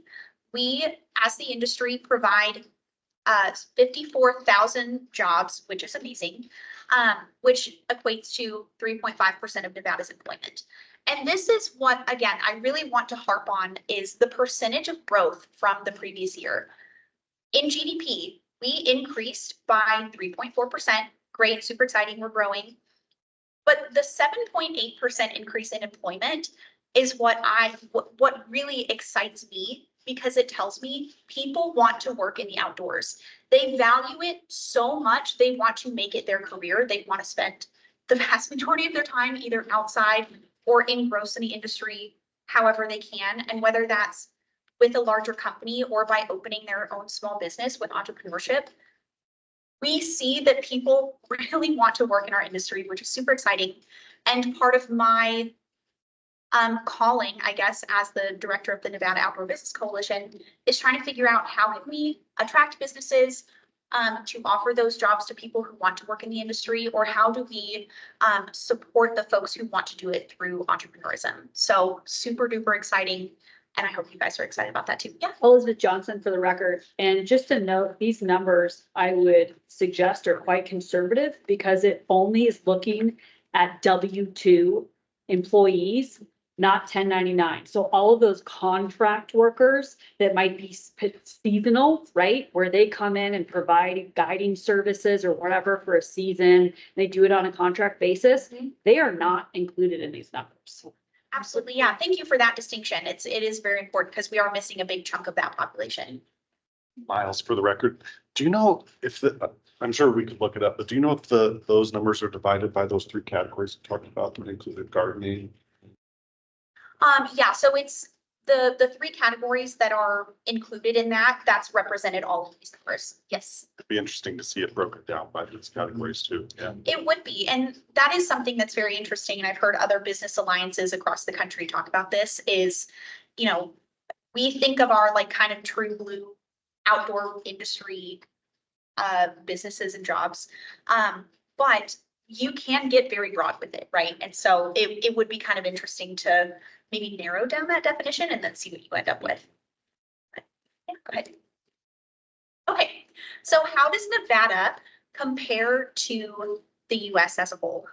So as far as overall size, meaning GDP, we rank 27th in the US. And I'll come back to that in a second. As far as how did we grow from 2021 compared to other states, we were 9th out of 51, which means we're growing pretty fast. The percentage of our state's GDP, we also rank, you know, pretty high with 14 out of 51. So I love those bottom two numbers, of course, because I'm a little competitive and I want to see us do really well. But we're growing very fast, and also compared to our state's overall, you know, GDP, the outdoor industry takes up a considerable amount, right, compared to the size of other industries in other states. Now, relating that back to the overall size, right, where we rank a little bit lower than average, what I would, I don't know, impart onto you guys, I guess, or maybe where my opinion, how my opinion plays into all of this, is I think that if we, meaning the coalition and our other champions of the outdoor industry, can help offer more opportunities for people to spend their money here in the state, I think that we would rank significantly higher. I think a lot of people come to the state to participate in outdoor recreation. A lot of locals participate in outdoor recreation. They just may not have enough places to spend their money so that we can increase that GDP impact. That's my own personal opinion. That's what I would like to see the coalition, you know, move forward and try to address as the outdoor industry chamber. How can we give people more reasons to leave their money here and also experience the state's outdoor recreation in a way that is more convenient or more enjoyable, or how can we make the access easier, etc. So I'll leave it there. But yeah, that's kind of how we rank up to the rest of the US. Go ahead. So do you have an example of what Nevada could do to cause people to leave more money here that we're not doing today that we could be doing? Yes, and forgive me if this is bold. I think that the financial support that we are able to give to small businesses who are trying to start up new, really in any industry, I think this is true.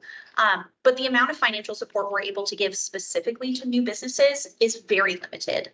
And that's where I think we could improve. And that's what I would like to see the coalition do. And that's where I'm hopefully driving us moving forward is some kind of revolving loan fund or some kind of a pot of money that we can offer to those startup businesses in our outdoor industry specifically that might help people get into entrepreneurialism who might not have the means or the resources to do so on their own. That's how I feel personally. Again, I've only experienced what I've experienced, but that's how I look at it. Yes. So as an economist, everything you're talking about is export base, right? And bringing that money from the outside, keep it in, it's whatever you're selling, you sell to people outside, and leave the money behind.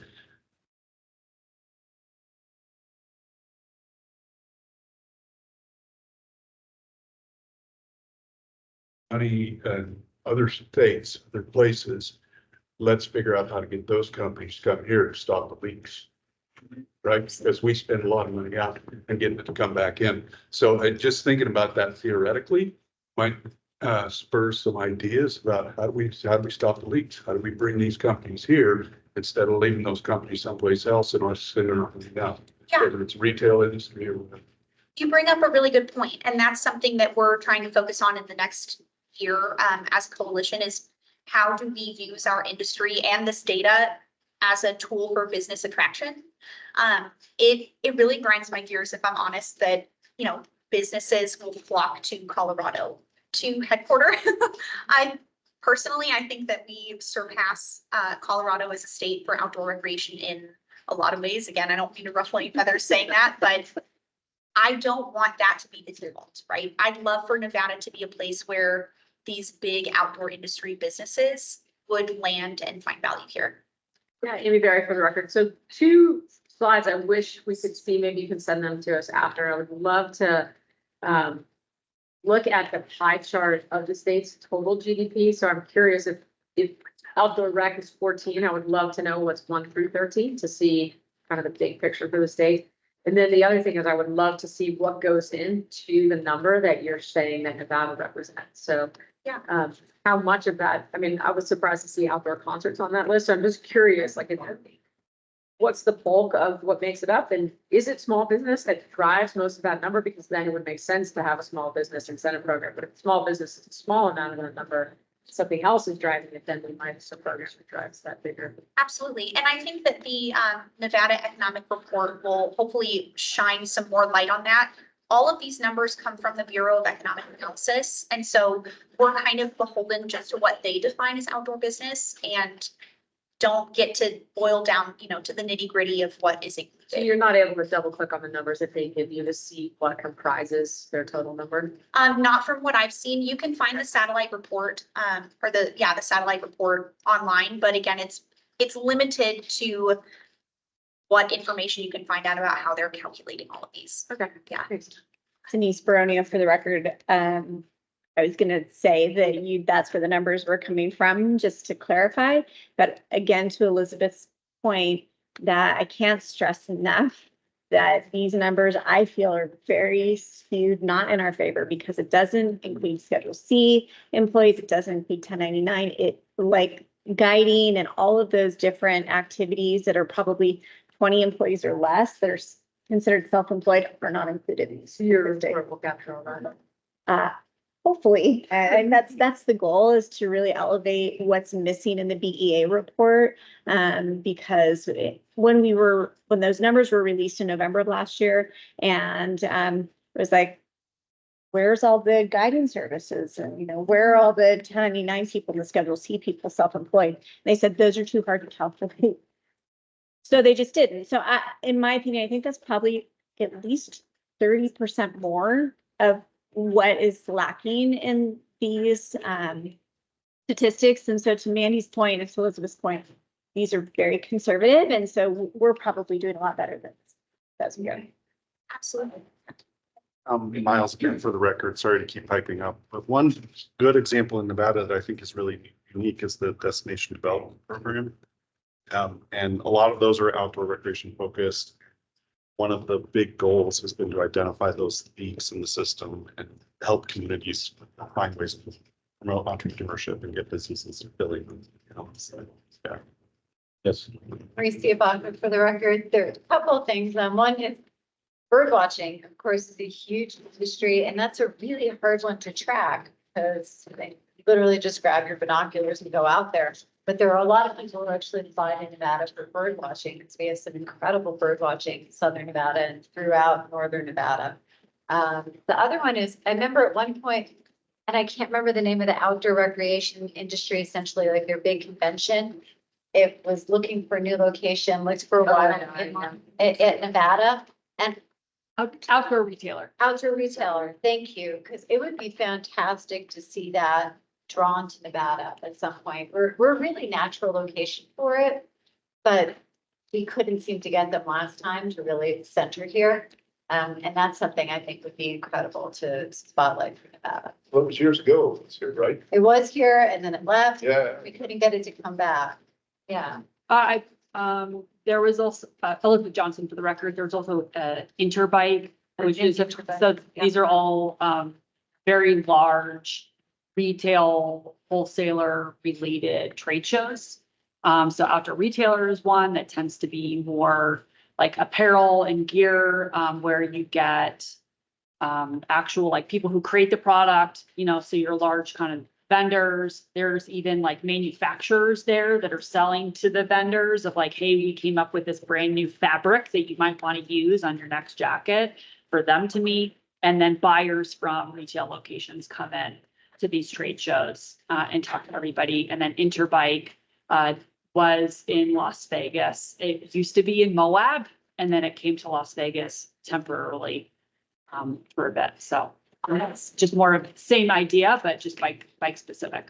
Yeah, absolutely. And that's going back to the Nevada Outdoor Business Coalition and kind of our place as the industry chamber.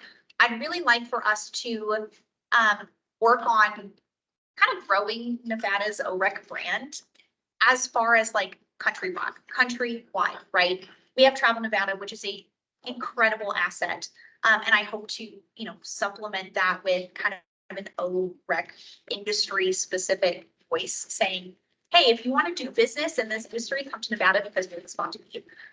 So hopefully that's successful. That's kind of what I'm looking to strategize about. So yeah, I'll wrap up. This is my last slide. Why does all of this stuff matter? Again, harping on the employment percentage increases that we've seen, I want to again emphasize that people want to work in this industry because it's exciting and it's cool, and because it touches people's quality of life so significantly. So I just want to leave you with that again, that people want to work in this industry. Let's give them jobs or ways to do that here in Nevada. The other thing that I want to mention is this data is really critical for us as champions of this industry to, be effective champions, right? When we talk about how great the OREC, opportunities are here, now we have data that proves that to people. So that's, again, something I would impart to you is when you are advocating, like I know we all do, use the data to help you tell that story. And yeah, that's what I would leave you with. Thank you again. I know I'm kind of a motor mouth. So thank you for hanging in there with me.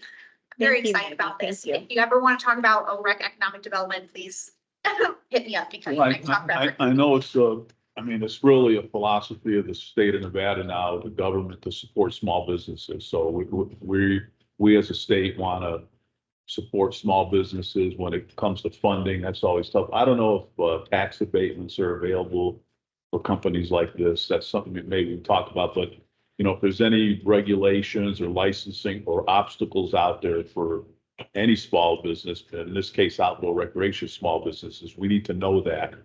So as a group, we can decide how to get rid of those, whether it's talking to the governor, whether it's legislative.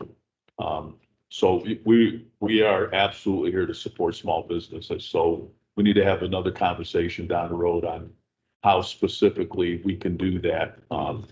to hear from you on what those issues are. So good presentation. Any other questions? Yes. Lisa Baca for the record.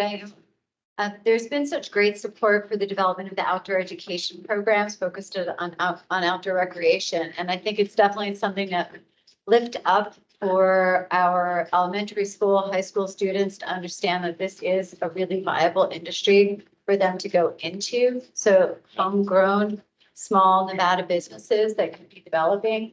And it's a business that you're not going to get replaced by AI. You know, like you have to have a human being out there in the raft with you.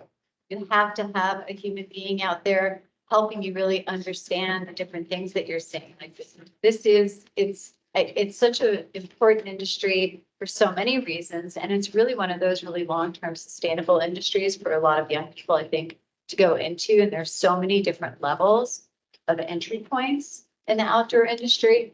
So it's such a strong nexus, I think, for the work of this division to focus both on the small businesses and on the education and that workforce flow.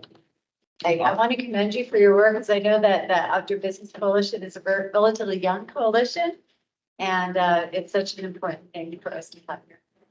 Thank you. All right, thank you for your presentation. Thank you. And it looks like our final presentation is from the U.S. Forest Service under agenda item 10. And we are literally one of the only things standing between you and lunch, so. The pressure is on.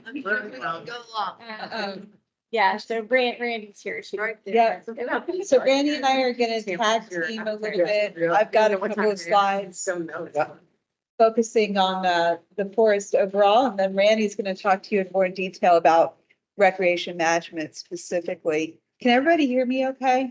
Yes. Okay, great. So I'm Sheva Gabor. I'm the Nevada liaison for the Forest Service. I work for the regional office, but I'm based here in Nevada. I live in Douglas County, up at the top there of Kingsbury Grade. Randy, do you want to? So I'm Randy Kais, and I'm the Recreation Heritage Wilderness Staff Officer for the Humboldt National Forest out of our supervisor's office in Sparks. So I live in the area of Spanish Springs. And yeah. Great, thank you, Elizabeth. Thanks. So I want to talk to you just really quickly about the Forest Service mission: sustain the health, diversity, and productivity of the nation's forests and grasslands to meet the needs of present and future generations. We manage 155 national forests. We also manage 20 national grasslands and a tall grass prairie spread all over the country, and even abroad a little bit. It's like Puerto Rico, for instance, outside the continental US. We are governed by a long list of legislation. So when we are managing the national forests, these are some of the laws we need to look at in terms of what we're doing and how we're doing it. Next slide. And within that, we have quite a bit of latitude. I'm pleased to say this is our national forest here in Nevada, the Humboldt-Triabi National Forest. 6.3 million acres. It's the largest in the continental US. The Chugach up in Alaska is bigger. 90% of that is in Nevada. We do have 600-ish thousand acres in California, somewhere between 600 and 800 over in that kind of Bridgeport area. Our forest is a little different than many. It is not contiguous. We have these sky islands, so those green blobs that you see, the tops of the mountain ranges scattered throughout the state. It's kind of a different setup. We actually used to be 2 national forests, and we're now merged as one. We've got 6 ranger districts, and we've got the Spring Mountains National Recreation Area outside of Las Vegas. We have a forest supervisor in Sparks where Randy's based, and a deputy. We are managed by a regional office out of Ogden. Our management in the Forest Service is very decentralized. Our district rangers, our area manager, our forest supervisor all have a lot of autonomy and ability to make decisions on the ground based on local conditions within that framework of legislation that I shared on the first slide. Next slide, Elizabeth. Conservation is actually the core of the Forest Service mission. Jacob may recognize some of these slides because I did some of them for a NACO conference on this topic back in September. Many people might be surprised to hear that, but again, going back to sustaining health and productivity and diversity, how does that happen? We're conserving our resources so that they're available to use. If you don't conserve them, you won't have them to use in the future. So that's the heart of the mission. Conservation specific programs on the Humboldt-Toyabe include managing endangered, threatened, and sensitive species. We have about 120 of those. We've got responsibility for sage-grouse habitat on the national forest. BLM has a bunch more. We have about 8%, but we have most of the region's sage-grouse habitat for the Forest Service. Lahontan cutthroat trout management, that's another one, a good crossover with outdoor recreation in terms of fishing, sport fishing. We're looking at maintaining watershed, forest, and rangeland health across the national forest, again, to support multiple uses. And finally, management of cultural, geologic, and other special resources like heritage resources, working with Native American tribes. So supports the multiple use mission, but it's important to realize that not every acre is managed or suitable for every use. So we're looking at the potential uses, looking what else we have to manage for, and deciding what activities are appropriate on different parts of the national forest. Next slide. So to lead into Randy, he's going to focus on recreation, outdoor recreation. These are some of the other multiple uses, very important ones on the forest. Little known fact, we have the largest locatable minerals program in the national forest system. So our mining activity is the heaviest in the country on this national forest. Renewable energy, BLM has more of a lead role in this state. The type of terrain we have isn't really conducive to that, but we do work with BLM and have some joint projects there where they are the lead. We also have other types of activities we support, like energy transmission lines and communications infrastructure. Livestock grazing. I've recently heard that we actually have the largest active grazing program, but we definitely have one of the largest. So not going to go out and say we have the largest, but we do have quite a bit. Much of the national forest is under some kind of allotment boundary, 4.6 million of the 6.3 million acres. I do want to say a word about that. So we have to manage for multiple uses. These uses all support us in some way or another. Mining supports outdoor recreation. Renewable energy supports outdoor recreation. Communications infrastructure and energy infrastructure. Even livestock grazing, we all depend on these. So in terms of uses, we're not looking at an either or. We're looking at how do we find a place for all these where it's appropriate. And with that, I'm going to transfer to Randy to talk specifically about recreation management on this forest. All right. Just make sure you speak loud enough so they can hear you. Step forward a little since I'm never that loud enough when I talk. So this first slide, so my program area that I oversee as a staff officer is recreation, heritage, and wilderness. So I just like to use this to depict all the little individual arms that go into the program that I oversee. So everything from our special congressional designated areas to develop rec trails, our fee program, special uses, education, our heritage resources and partnerships, and then all that stuff that you see in black on the bottom. All of those boxes go into each one of those purple boxes. They all have their own reporting, their own planning, their own NEPA, and then also we support the grazing program. We support those with doing planning, NEPA as specialist on that part. Translate NEPA. Oh, NEPA, sorry. NEPA is the National Environmental Policy Act, so that is our, the law designating doing things like environmental assessments, those type of deals for doing any actions on federal lands. And so, next slide. All right, so I just want to talk quick about our special designations. So these are areas that Congress has specifically designated across our forest, and we do have quite a few. So we manage all or part of 24 wilderness areas. That accounts for about 1.3 million acres of our 6.3 million, and 21 of those are in Nevada, 3 are in California. We also have 4 wilderness study areas that we manage under the Federal Lands Policy Management Act, because we inherited those from a law passed in the 80s from the BLM when they did swap between BLM and Forest Service land. So that's kind of a unique thing we have here on the Humboldt-Tawi.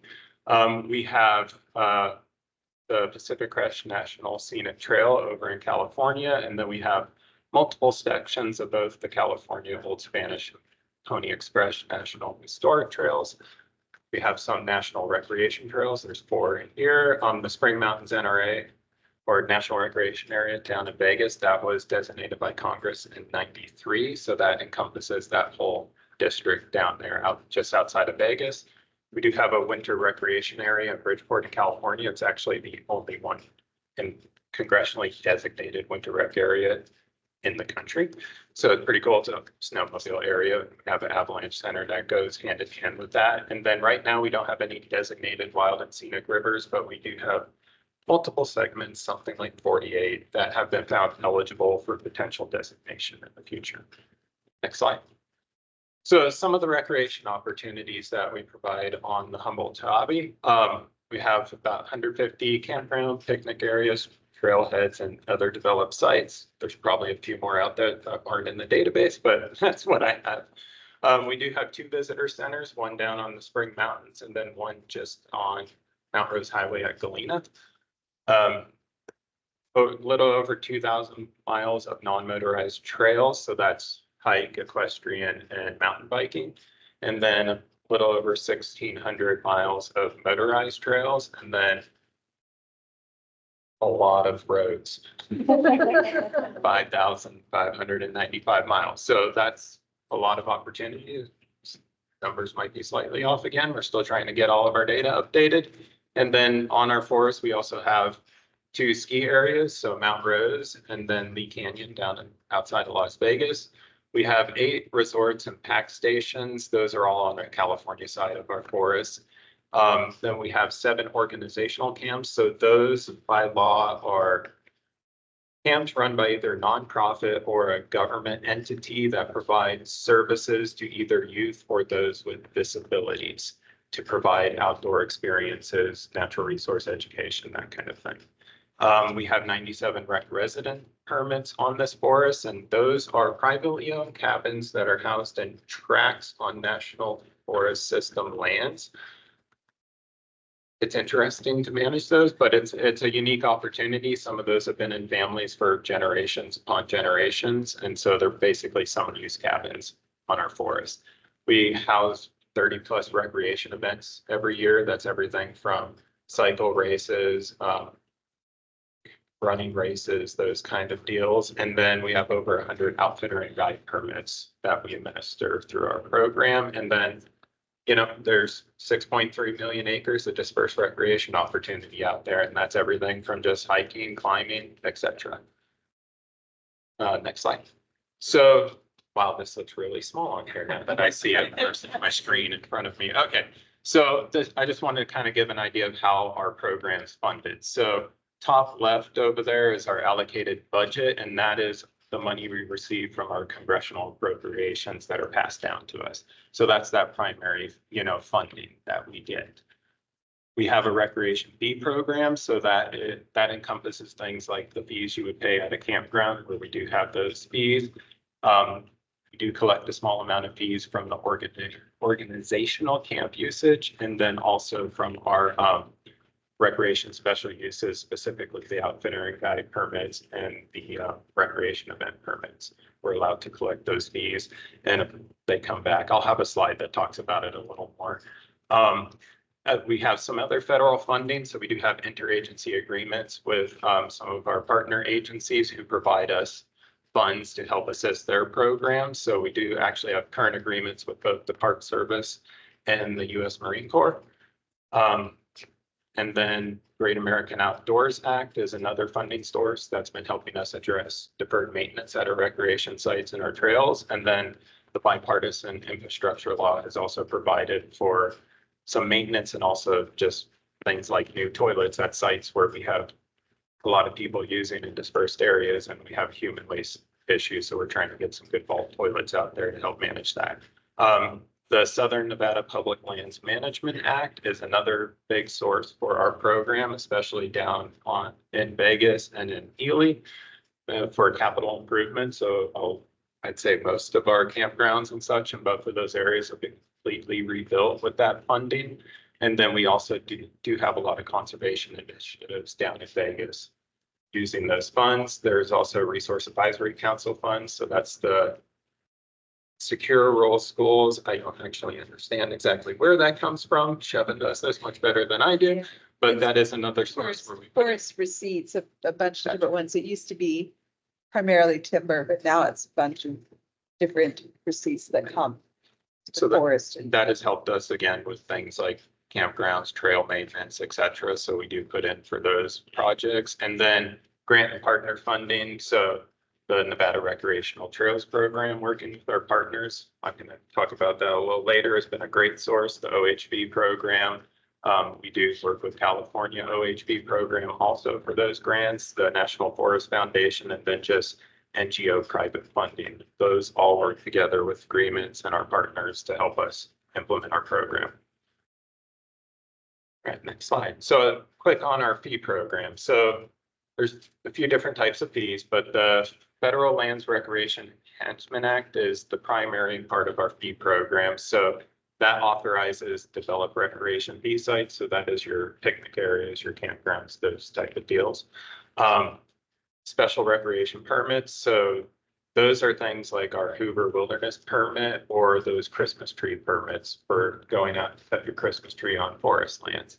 And then recreation special uses, and that is our outfitter and guide recommends no play and vendor, which we don't have any of those currently, but those permits. And here in Region 4, 95% of those fees collected come back to the forest. 5% is just required to go to our Washington office and regional office for administration of the program overall.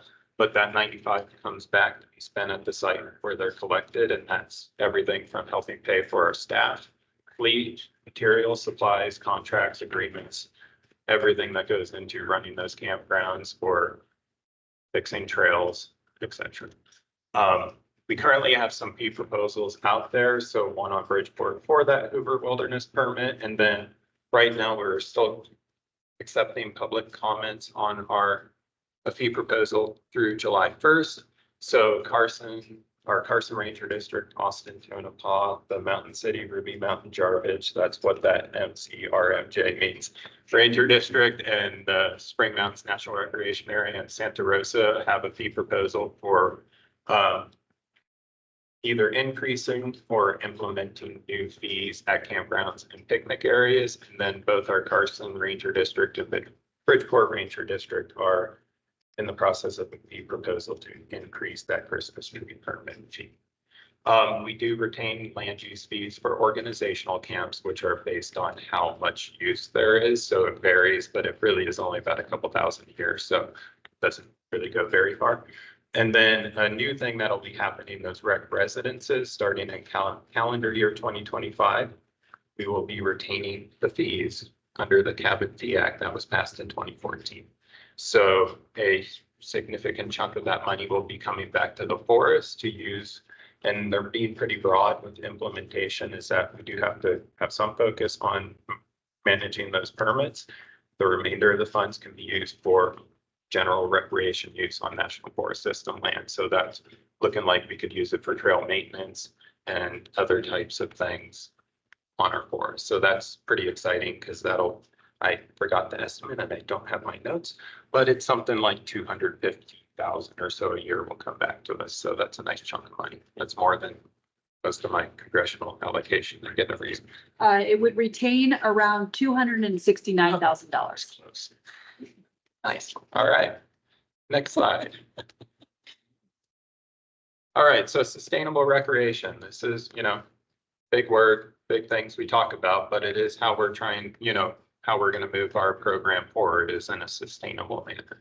So over there, I like that chart. We use it in a lot of things throughout the Forest Service, but showing, to balance recreation is looking at the environment and the natural resources, looking at social needs and social wants, et cetera, and looking at the economics. We need to look at all that together to have, because not any one of those can drive the program. We need to look at all of that to really do it in a sustainable way. So it's that appropriate management of recreation use and having that long-term investment. Where's that nexus where it all comes together and makes sense? So, we're working with others, both inside and outside the agency, to choose investments wisely, plan and implement innovative solutions. So that's, balancing what everyone offers. That's looking at talking to the BLM and looking at what they have, looking at what state parks has, and where is the right fit for each little thing to integrate together. Maintaining or changing what we already have. That's a big thing, is like, there's new, but we already have a lot.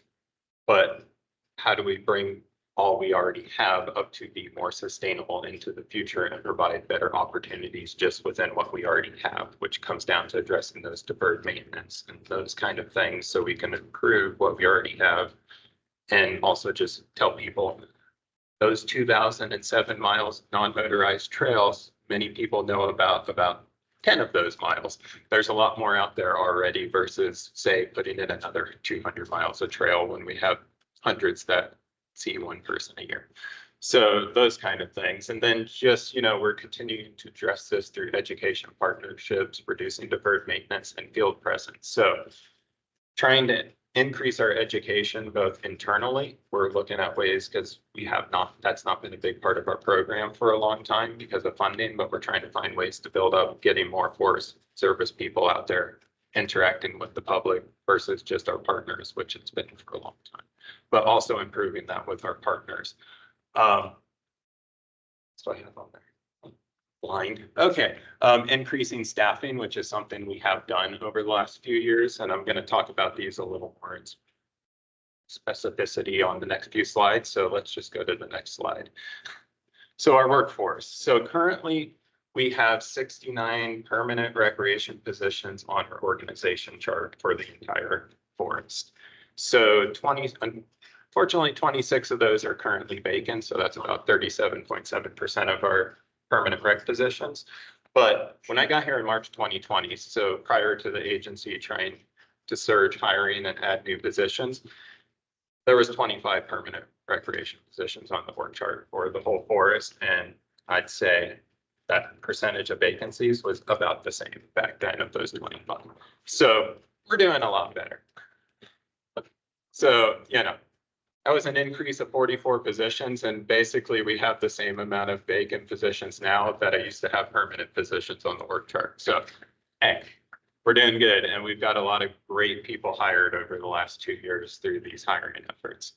Our permanent workforce is supplemented every year by a small amount of temporary seasonal employees that we hire mainly during the summer, but in some locations like Las Vegas, we have temps during the winter because we do have campgrounds and such open year round down there. We have youth conservation corps crew members. A few districts have that program running.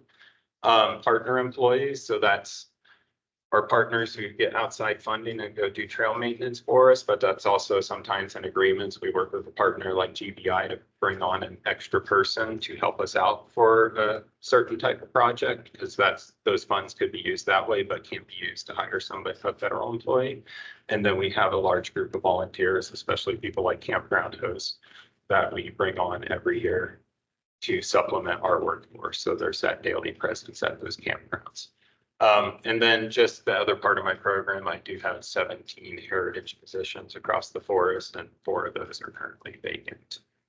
And that's a picture from the Spring Mountains in April 2023, when we had an in-person rec meeting. It's not everybody, but it's a lot of the group that was on at that time.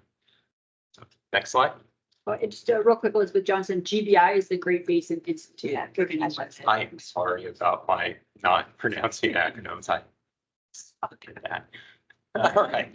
So Great American Outdoors Act, I wanted to just briefly touch on this. So over the last few years, through putting in proposals, we've had approximately, well, I guess exactly 7,666,000 $1,960 awarded to us for various projects.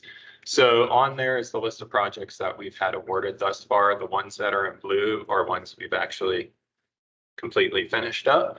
And then everything else is in some process of either being implemented or trying to get into contracting so we can implement it. So just also for tomorrow, those of you who come on our field trip, you will be able to see a couple of these projects, specifically that top one, the Mount Rose and Tahoe Meadows restroom reconstruction project, which will be completed by the end of this summer. So that's a huge project, and got that Mount Rose restroom reopened that had been closed since an avalanche eat it up pretty good in 2016-17 winter, I believe. So it took us quite a while to get money for that finally, but it's almost finished. So yeah, so a lot of good work. And as you can see, it's spread out across the forest. So it wasn't any one district that, was focused on. Everybody has had, all of our districts have benefited from this funding. Next slide. Which is expiring. Yes, also, yes, Great American Outdoors Act was 5 years. It has not been renewed by Congress. So FY fiscal year 2025 is the last year where funding will be available under that. And we do not have any projects under that under 25, but we're hoping for renewal because there's still a lot of great work to be done out there. Partnerships and shared stewardship. So this is a big thing. This is really what helps us make our program happen. Without the partnerships and our shared stewardship, we wouldn't be where we are today. So we're working towards continually to increase and diversify those partnerships and looking beyond just the people we've worked with forever, but is there new groups? Is there regional groups? Is there state groups? Is there national groups who we can, work with and leverage funding, those kind of things to put more work on the ground. And hopefully everyone's aware, but like in 2022, I just want to talk about, we did sign the first ever in the nation recreation shared stewardship agreement right here in Nevada. And that was federal agencies and state agencies coming together in agreement to try and, formalize our working together to manage outdoor recreation across the state. And so through that, we're working with our federal and state partners, again, to look at the recreation management needs at the state level, and then collaboratively develop and implement shared priorities, initiatives, and projects. And a couple of things that are just great about this process so far is our monthly collaboration call that's been going on, actually started in 2020. And that's where the idea for the agreement and this grew out of. And so that's a great group with a lot of great partners, and we've grown that group since it started and found other federal and state people who made sense to be a part of that group. So it's a great call. It's fun. It's on a Friday, and I look forward to it. It's the only meeting I can say I look forward to on a Friday every month. So I definitely enjoy that. And then our Tahoe Meadows Safe Winter Recreation Access. I can talk about this, or Sheva, do you want to talk about this since you know it better? Well, we can talk a little bit more on the field trip too. So I think that's the benefit of going tomorrow, is you'll be able to see some of this translate to what it means on the ground. But Nevada Department of Transportation, Nevada Division of Outdoor Rec, and the Forest Service are working together to look at the Tahoe Meadows area, try to facilitate a master planning effort there to deal with safe winter recreation access specifically, and see whether we can address this decades-long problem, literally dating back since the 1970s. It's a really heavily used area on holidays and after big winter storms. So close to Reno, it's really one of the closest snow play areas, but it's been a wicked problem in terms of conflicts up there that's eluded solutions. So now we have all the right players in place, and we're going to try, with the help of National Park Service, to make a go at a solution up there, or multiple solutions. And next slide. So I just have this isn't all of our partners, but I like to use this one instead of just putting text, is grab the logos of all of our great partners across Nevada and California that we work with. And so just to kind of show that's agencies, that's nonprofits, that's just something, it's a lot. And for most of these, that's really the staff on the districts who are the ones facilitating these and, you know, working on the ground, but they do the real heavy lifting. My job is to support them. Next slide. So I just wanted to highlight some of the partnership grant funding in Nevada. So I mentioned the recreational trails program, which I am currently the chair of the grant advisory committee on that program. So I've been involved with that since I've been in my position for 4.5 years. So within the last, this is just in my time on the forest. So since 21 through 24's grant rounds through RTP, over $1.5 million has been applied for and awarded to our partners to implement trail maintenance, trail projects, trail education on national forest lands in Nevada. So that's huge, especially the trail maintenance and especially in those rural districts where, you know, recreation staff of one is on the district. So that trail maintenance isn't happening without our great partners putting in for this money, bringing it in from the outside and getting great work done. Conserve Nevada grant program. So just recently we were awarded $75,000 for the Tahoe Meadows boardwalk because we're trying to repair that. It sinks over time. Materials goes to try and improve the materials and slowly rebuild that boardwalk. So that's something that'll be just in the area tomorrow. There'll be a couple other RTP projects that we can discuss when we're at Tahoe Meadows tomorrow.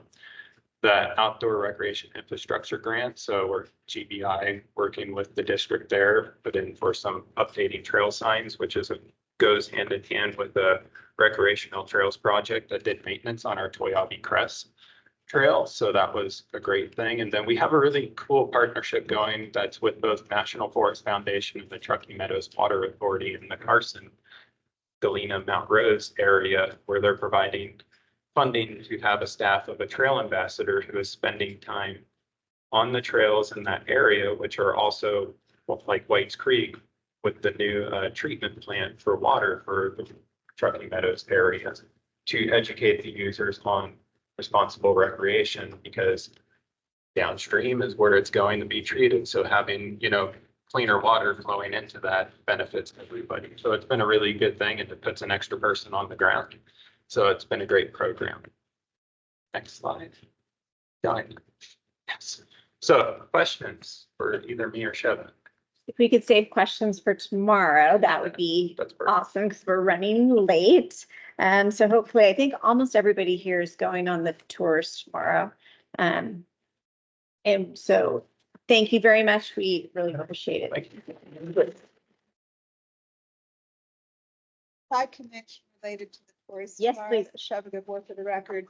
The visitor center at Galena is open at 9. So if you want to wander around the visitor center when you get there, it should be open. It'll be open again after we get back. Open still. We're gonna have a real quick stop. The stops are gonna be quick, and we're gonna have a pretty tight timeline until we get to Tahoe Meadows. So just wanted to let you know that is available prior to our tour start At 9:30. at 9:30. Yep. So we'll see you tomorrow. Okay, we are now on agenda item 11, call for agenda items and date for the next meeting. So when is the next meeting? Denise Baronio for the record, as I stated earlier, our next meeting will be October 10th and 11th. If you want to join on the OHV tour the following day in Beatty.